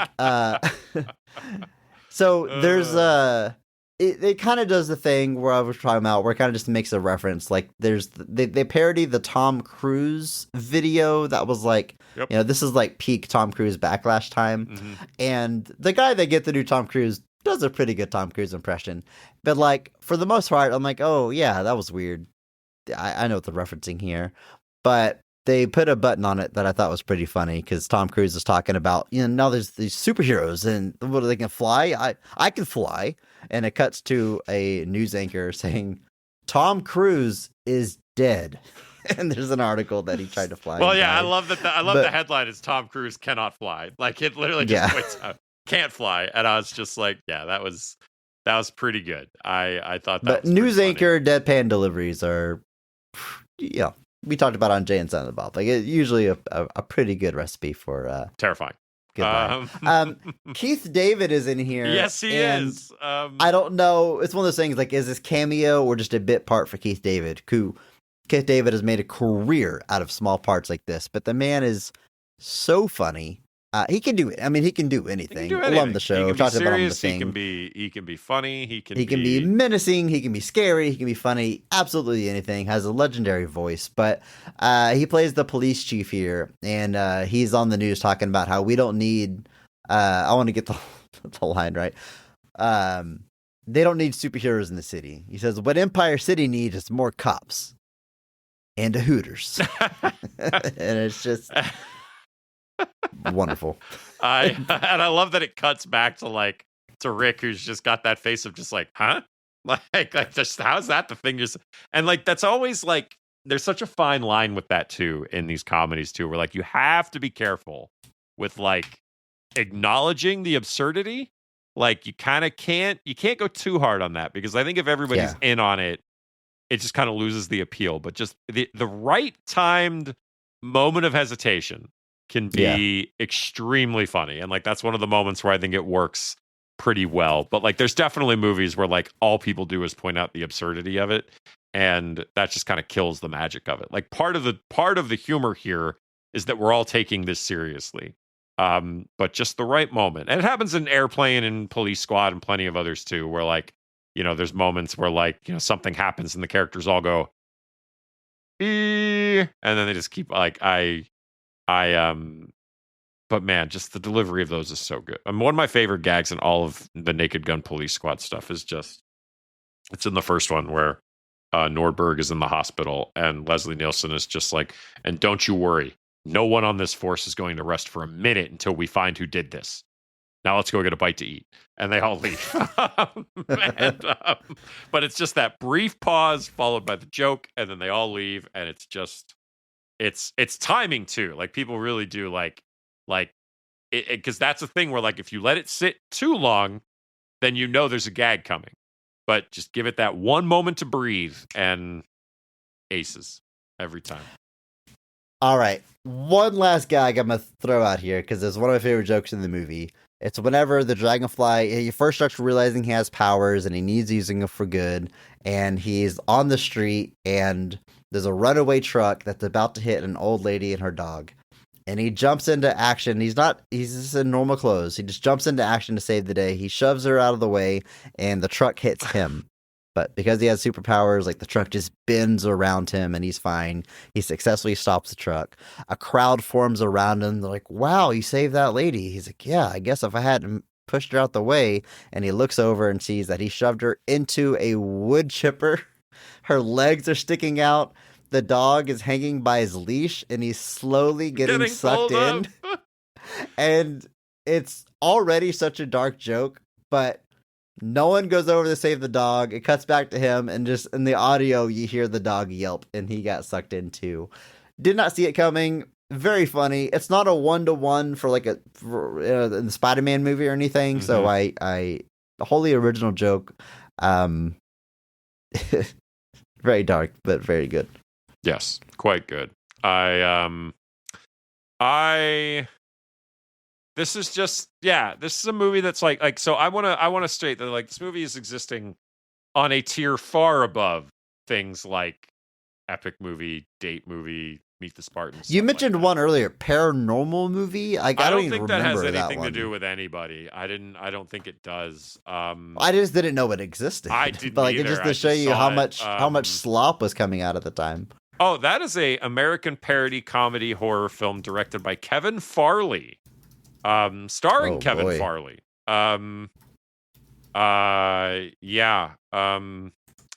There's remember the Hungover games, which we're just like it's the Hunger Games and the Hangover. Like we're just grabbing, like Ted is on the cover. We're just grabbing popular movies and throwing There's them one together. that like, and there's some that like I feel like the absurdity has to be like part of it. Like there's a 40-year-old virgin parody. It's like, the 41-year-old virgin who knocked up Sarah Marshall and felt super bad about it. Like, I guess the whole joke is that the title is like part of it, but like that title doesn't make me want to watch it. Like it doesn't, like obviously it's all Judd Apatow stuff, but it's just like, I don't want to watch this. And that stars like Brian Callen and a couple of others, but I'm just like, I don't want to watch this. and I just don't really get it a lot of the times. Like I get, so like parody is out there all the time, but like I don't know. I just it's if your movie can't, that's not really the way to put it. Like obviously with a comedy, like to me, there has to be some kind of underlying thing that the jokes exist in that still can kind of push the plot forward. But like if all your movie is references, like there's nothing beyond it. Like if I strip out all the references and all that's left is and I just work off of what's left, most modern parody stuff has nothing. Like Naked Gun, there's still a base level plot, and a lot of the jokes don't rely on references. So if you remove all the references, you're not really in any trouble. And like a lot of the Abrams Zucker stuff is like that, but like stuff like Epic Movie, Date Movie, another really great one that we didn't talk about is Not Another Teen Movie. I don't think anybody involved in this has anything to do with that, but that one is also great because while it's, you know, there's jokes that it's making, and obviously it's a parody to an extent, but it is still got its own jokes that are beyond just references to other things. But if all you are is reference the movie, then you're going to fail as far as I'm concerned, because you're not Chris actually trying Evans to be anything. wearing a banana split is funny, even if you haven't seen Friday Night or not Friday Night Lights. What is that? Varsity Blues. Varsity Blues, yeah. And like Chris Evans, like it's so funny to me, like just watching him walk up to that picture of himself and then just walk away all satisfied. Like it's just like it's the kind of thing where I'm just like, this guy, I don't know. I say this as nicely as I can. It's very weird to me that Chris Evans isn't one of the biggest movie stars in the world right now, and I guess he kind of is in a sense, but like he should be on another level than what he is. It's like whenever he moves on from the MCU and does Knives Out, you're like, yes, like he's finally free. And then you see something like what's the Red Christmas One. movie? Yeah. Red One. It's like, get this guy out. like of here. where is his like legal drama? Like where is his John Grisham adaptation that's just nothing but more than a vehicle for him to exist? But the fact that he didn't catapult that to anything else, anything of note really, is just kind of astounding to me. Like he should fire his agent for sure. And some of that's just the shifting nature of the business, but it's just kind of insane to me that like he's just not one of the biggest movie stars in the world right now.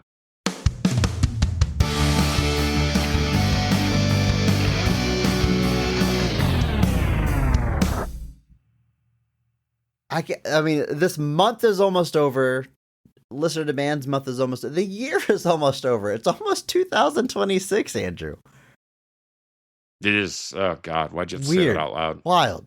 Oh, man. But we still have one more. We have one more movie that you demanded. Next time, we are talking about another parody movie. We did not plan for this to happen. I didn't even realize this was the case until we were rolling this thing out. But Robin Hood Men in Tights. Demanded by you.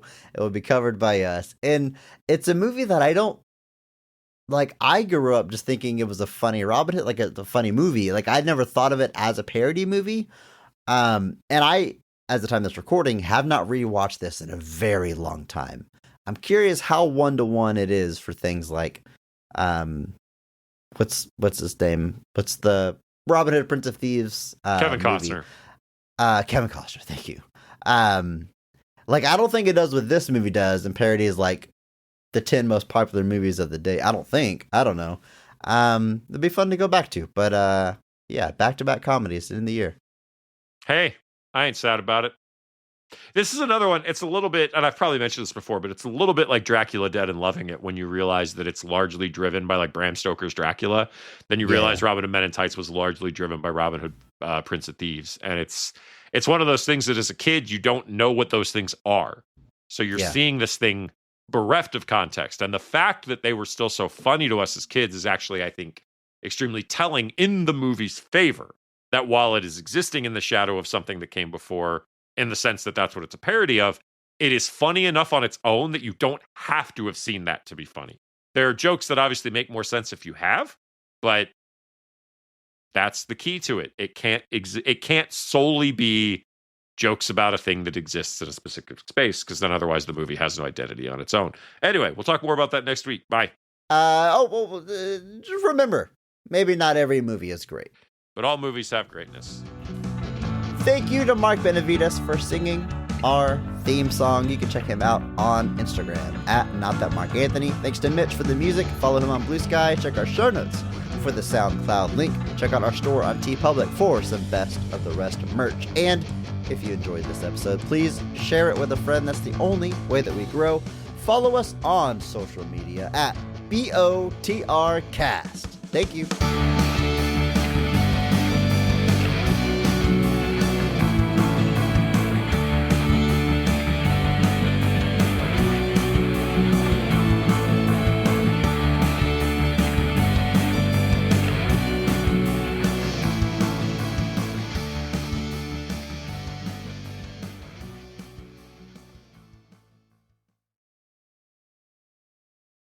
Now, at the time of this recording, I have now seen Wake Up Dead Man. Andrew, you've probably seen it 12 times by now.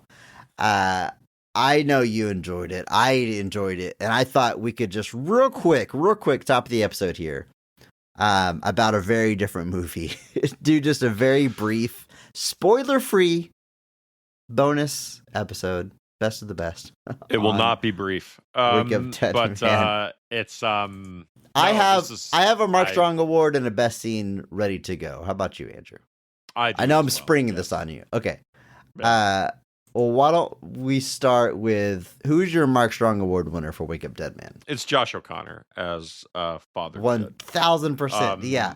In a stacked cast with Daniel Craig returning, this was still insanely easy for me to pick, and that's not a slight at anyone else. It is entirely praise at Josh O'Connor, someone that isn't a nobody, but I was not familiar with. I did not see Challengers, which is like the performance that landed him the role here. I don't think I've seen him in anything until this, but he's incredible. He's so good in this movie. He's extremely good. I did see Challengers. I'm kind of shocked that the other guy from Challengers has not, Mike Feist has not gone off to do a little bit more. But he is, Josh O'Connor in this is tremendous. He plays Judd Duplessis. And just from the moment he's on screen, and I'll say it this way, like, he's given an arc and more to do. And there's shades and things to his character that Blanc just doesn't have, but that's by design. Blanc doesn't need to have those items because we know who Benoit Blanc is. That's kind of the benefit of, this type of storytelling. And it's true in Poirot novels. It's true in every novel. The detective is largely static. It's the people around him that are changing, which is, it's kind of been funny, when they announced that they were going to do, Knives Out sequels, quote unquote, there were a lot of people that were just like, well, what do you mean? How are they going to do that? And I'm like, how are they going to bring back a detective to solve another mystery? Good thing no one's ever done that before.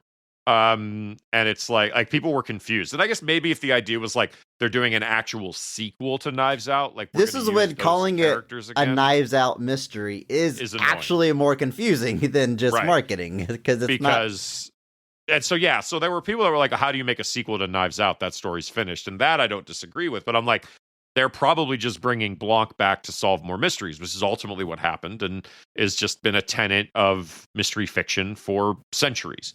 There's plenty of stories. Like this Wake Up Dead Man mentions Gideon Fell, who's the detective in The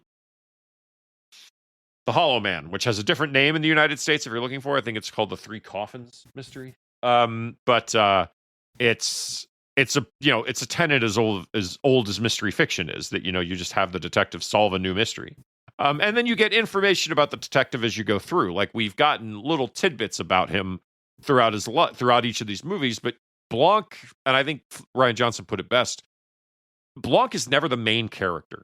Not really. I guess the Glass Onion, he comes closest to that, I think, just because he gets a lot of focus in that one. But Knives Out, and especially this, I would say he's definitely not the main character. But that's I think by it takes design. like at least 20 minutes for him to show up, maybe 30, if not longer. But Josh O'Connor is just tremendous in this, and he's very, very good. There's several sequences in this movie where like he just really gets to dig in and show off range and skill, kind of being almost a kind of check to Blanc when Blanc has his very kind of staunch, steadfast views on religion. Josh O'Connor's character kind of exists as the counterpoint. And I think the way the script handles all of that is just tremendous. This script is just amazing. It's fantastic. It's so good. It's so, but- from the murder mystery, nuts and bolts of it, and how satisfyingly that plays out, to like all of these movies have that second layer, that allegorical layer. Both of them are just it's tremendous. We'll come back to that. I agree. Josh O'Connor, Mark Strong Award winner. The dude's fantastic. He is funny. He's cool. He's insightful. He's everything. And if they do a live action Ratatouille, he should play Linguini. That was he is that is a joke that has been made to him many times. Has it really? Yeah, because he mentioned Ratatouille was like his favorite animated movie at one point, and a bunch of people just started pointing out that he looks just like. I mean, that is so. His ears are like. They look like they're animated. They're like smooth on the inside. I know that sounds very strange, but once you see it, you'll be able to unsee it. I think our daughter pointed it out while we were watching it, and that was the first thing I thought of was Ratatouille. But I'm not surprised other people have made that observation. Side note: my daughter had not seen Knives Out or Glass Onion. Obviously, no problem jumping right in here, because you don't need to see the other ones. She loved it. The very next day, her and friend of the show, my wife, watched Knives Out, so she just got one to go, but she is a new fan to the series. Best scene. Again, I'm trying to keep this brief and spoiler-free, but if you know, you know. If you've seen it, you've seen it. My favorite scene, I'll lead this one here, is going to be, I'm looking at the cast here, because I want to make sure I get the name. A character named Luis that works at a construction company. She calls to give him some information that he needs for the mystery, and then the conversation leads somewhere else. And it's just such a beautiful scene in the middle of this movie, and so it's a huge reason why Josh O'Connor is getting my Mark Strong Award. It's very touching, and again, I want to keep it spoiler free, but like you'll know the scene when you get there if you haven't seen the movie. But the amount of time they put into that scene in a movie that is not short really shows like the importance of that theme to this movie. It's very much around religion and what religion means to the character of Judd, and why he came to Jesus and tries to lead others as a priest. And it was that scene has stuck with me a lot. I've reflected on that one probably more than any other in this movie, so I'm gonna say that's my favorite. Someone's at the front door doorbell. That's my neighbor. I'm gonna go see what's going on. Yeah, okay. We're not like a talk to our neighbors type people, so I figured that might be important. But they're having a party tomorrow. It might be loud. People in the backyard. So I don't know. Thanks for the heads up. Merry Christmas. Yeah. All right, your favorite scene. Anyway, no, I want to speak about yours just for a second. Just it's really, really good. That's Bridget Everett playing Louise in this scene, and I think it's a very, because like they're on the cusp of something, and and you can see that like Blanc is like annoyed that Judd is like distracted in his mind. But for Judd, this is the job, and so he takes seemingly hours to talk to this woman, a long time. They're like, it is light when he starts, it is dark when he finishes. So we're clearly looking at something that was an involved process. And this is just a great sequence. And it speaks to kind of his character. My favorite sequence is a similar one, in the sense that it speaks to how Judd views religion versus this, but it's actually Blanc's introduction. This is, I think, a really, really good sequence because this has come after Josh O'Connor has kind of been put through the ringer, pun intended, and he's kind of at his wit's end. Like, Monsignor Wicks has been killed. He doesn't really know what's going on. All the fingers are pointing to him. He doesn't really know what to do, so he kind of comes back to the church. It's Easter Sunday. There's no masks. He doesn't get to do this. So here's an Easter movie for you folks. But it's so he kind of collapses in the church and he's like begging. He's like, Jesus, help me through this. He's like, guide me through this. And like that's the moment that the door opens and Blanc appears. I love this sequence because it starts off that like Josh O'Connor, Father Judd, doesn't know who Blanc is by his face. And I actually like this. I like this about the character a lot because he eventually, once he finds out who he is and he knows the name, does remember who he is. But I like the idea that like the exploits of Blanc are known, but not so much that people just know who he is necessarily. Now, He's in like Glass a Onion, celebrity detective. like Glass Onion, they did know who he was on sight. But like here, these people are far enough removed from that they don't know who he is. Like he's like, you were on The View. So like he knows of him, and maybe if like he thought hard about it, he could see it. But the writing in this sequence and also the lighting choices in this sequence, So I think, cool. are just Throughout the amazing. movie. But this is But so in this cool. this is the first sequence where I think you really kind of get it kind of spelled out with, and I'll admit, it's not subtle. It's pretty straightforward. But when Blanc is speaking about religion in the church, the light darkens. The church gets very dark. The stained glass window, it's cloudy, it's hazy.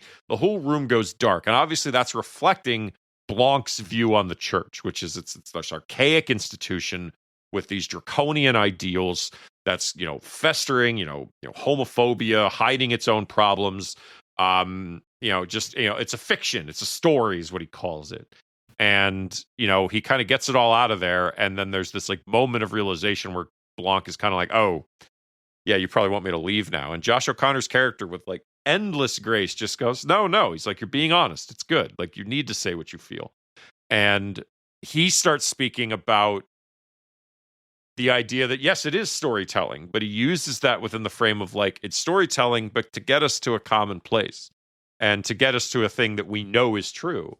But he says it. He's like, the robes, the churches themselves, all of it's storytelling, all of it's pageantry. It's pro wrestling, if you will. But that's exactly. I was waiting for the right time to interject that. That speech made me think of pro wrestling because anytime I find myself explaining the appeal of pro wrestling to someone, which I only do if they seem interested or ask. I don't go around trying. But the common thing of pro wrestling is like, oh, it's fake, right? And it's like, it's storytelling, like anything else. The Avengers is fake too. Like, the movies you watch are fake. Like the appeal of it is just good guy bad. It's storytelling. So that's exactly him. Putting religion through that view reminded me of pro wrestling. But when he starts talking about religion, like the sun comes through the stained glass window, the room lightens back up, the color from the stained glass, the light from that filters into the room, and it's just this and like I said, it's not subtle. It's just very well done that like when Blanc is speaking on religion, the color drains out of the room and his feelings, which, Father Judd never says are invalid necessarily, are dominating the scene. And that's a much more cynical, darker situation. Whereas with Judd, you have someone who found his salvation in this and understands people's hesitations and tries to use that to speak to the things that he believes. And the way it's just filmed and the way that it's shot and the dialogue that they have. And I love that even when Duplessis gets to the end of his speech, even Blanc has to kind of be like, touche. Like he has to kind of acknowledge that what this man is saying works. And it makes sense. And I like that the character is not just kind of like, nah, you're stupid. But all of this is just so well done. And like, I love all of these movies too, because the format of all of them is very different. Now, first off, I will point out, Knives Out is the fall movie, Glass Onion is the summer movie, and Wake Up Dead Man is the spring movie. Now I need like the dead of winter, we're all trapped in a cabin and one of us is a killer Blanc movie. That's the next one I need, like the real and then there were none type situation. But the mystery itself unfolds very differently in all of them, and I like that about them. I'm just going to talk about this now because because whatever, it's my turn. But but in Knives Out, you get kind of the classic, almost Columbo-esque mystery where like we actually see the murder happen, and then we kind of see if Columbo can figure it out. Now, we do get a lot more information there, but like Knives Out is interesting in that like we see Thromby kill himself, and then we get all the later context for that. And so it's far less solving the mystery, and it's far more figuring out the circumstances of the mystery. Yeah. Now, Glass Onion unfolds like a very classic murder mystery to the first point, in that like we are following a sequence of events that lead to a murder, but then we get the flashback that reframes that first half. Basically, everything you've seen to this point gets seen through a new lens after this new information is seen, and that's not uncommon either.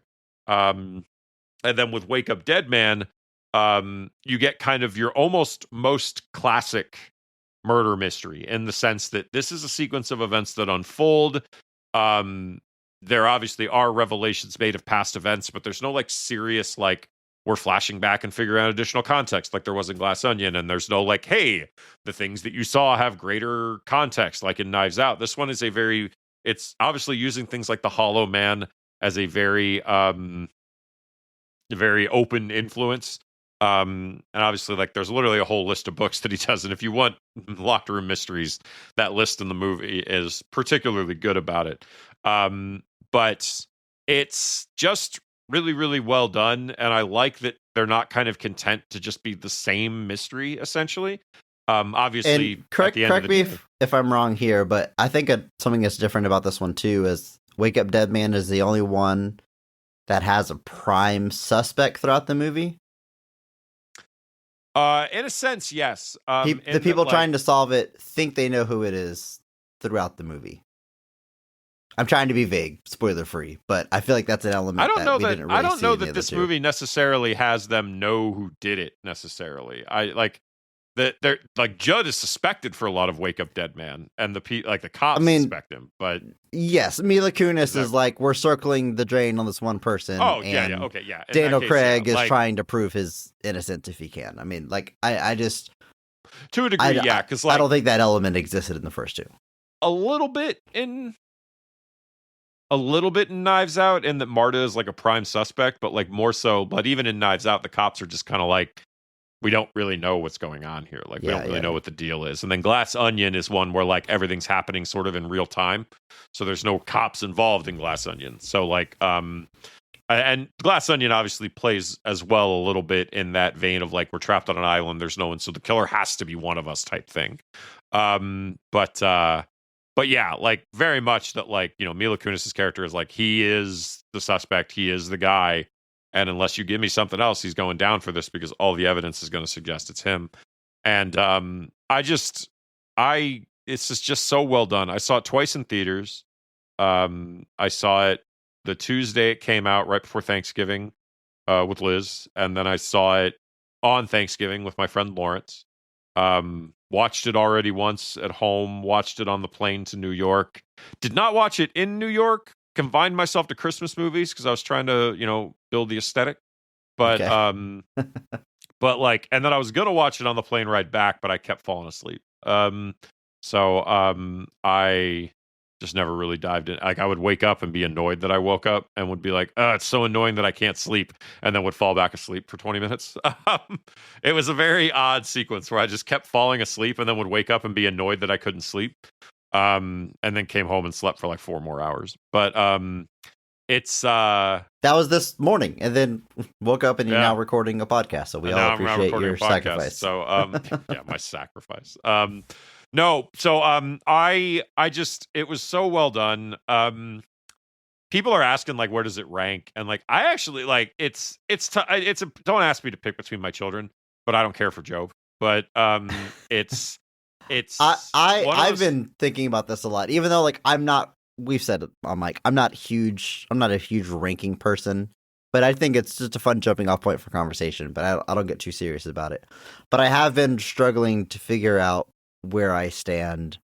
I'm curious if you have any solid thoughts on this. I know they're all great. I agree. I love them all, but I would say Glass Onion is probably the bottom, not because it's bad, but because the conceit of that movie, while it is satisfying, is the least. It's kind of if there's a weak mystery, I think it's Glass Onion.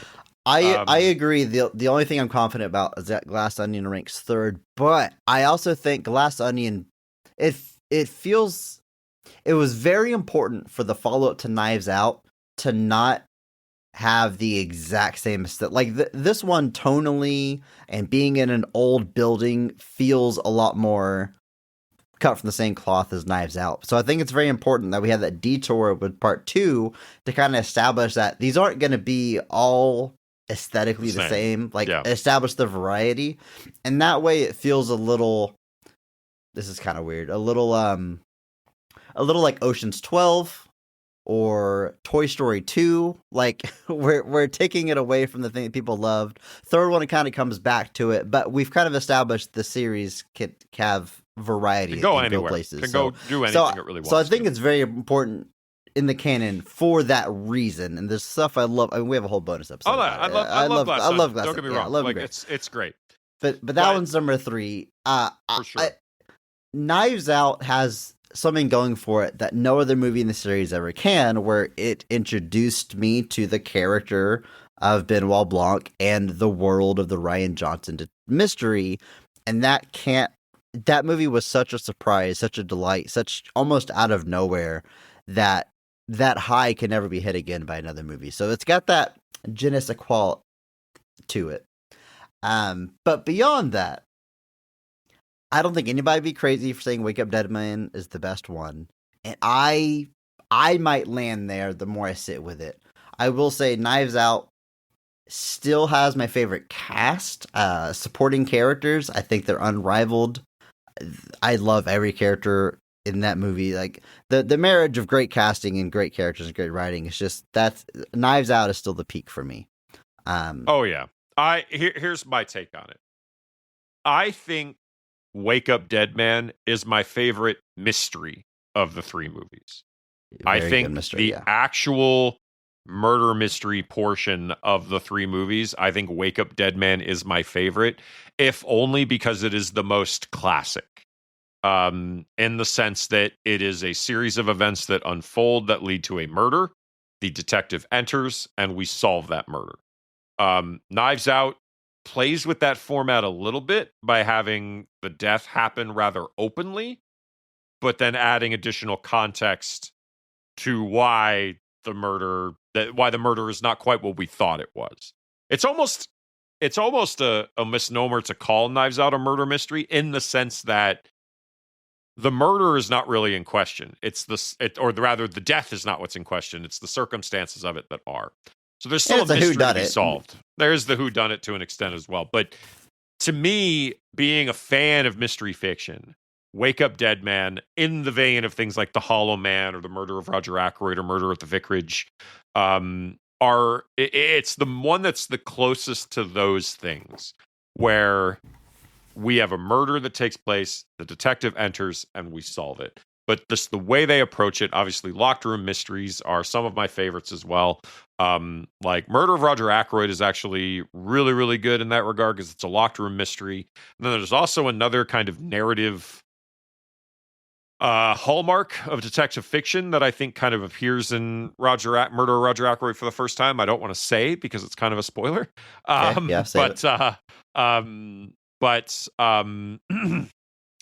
And Agatha Christie has a whole bunch of those. There's a whole bunch of books that she wrote that essentially were the first time any of that happened. But it's a tough thing because this cast has, like, Glenn Close in this movie. Like, her last scene, my God. Like, you forget about Glenn. Glenn Close is one of those actresses that you just kind of forget about, and I don't know why, because it's not really fair. But, like, that last sequence with her and Josh O'Connor, I'm just like, this is aces.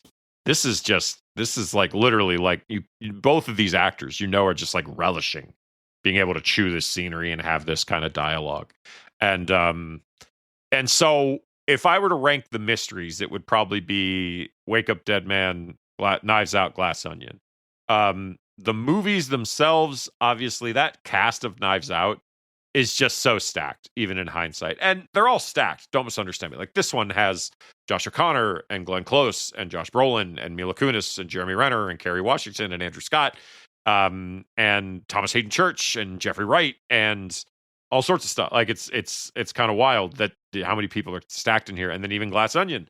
But then but Knives Out, that kind of first, because Knives Out kind of goes back to, they did an adaptation of Murder on the Orient Express in 1974 that had Albert Finney as Hercule Poirot. But then that cast also had Ingrid Bergman. It had Sean Connery. It had Anthony Perkins. It had Vanessa Redgrave. It had Martin Balsam. It had Lauren Bacall. Like, it was another instance where we took this kind of very, very classic murder mystery and we were like, let's literally cast everyone that we possibly can to be in this. And and so getting back to that format of just like, you know what? Let's just cast as all-star a cast as we can for this. And, you know, Knives Out definitely kind of returns to that mold.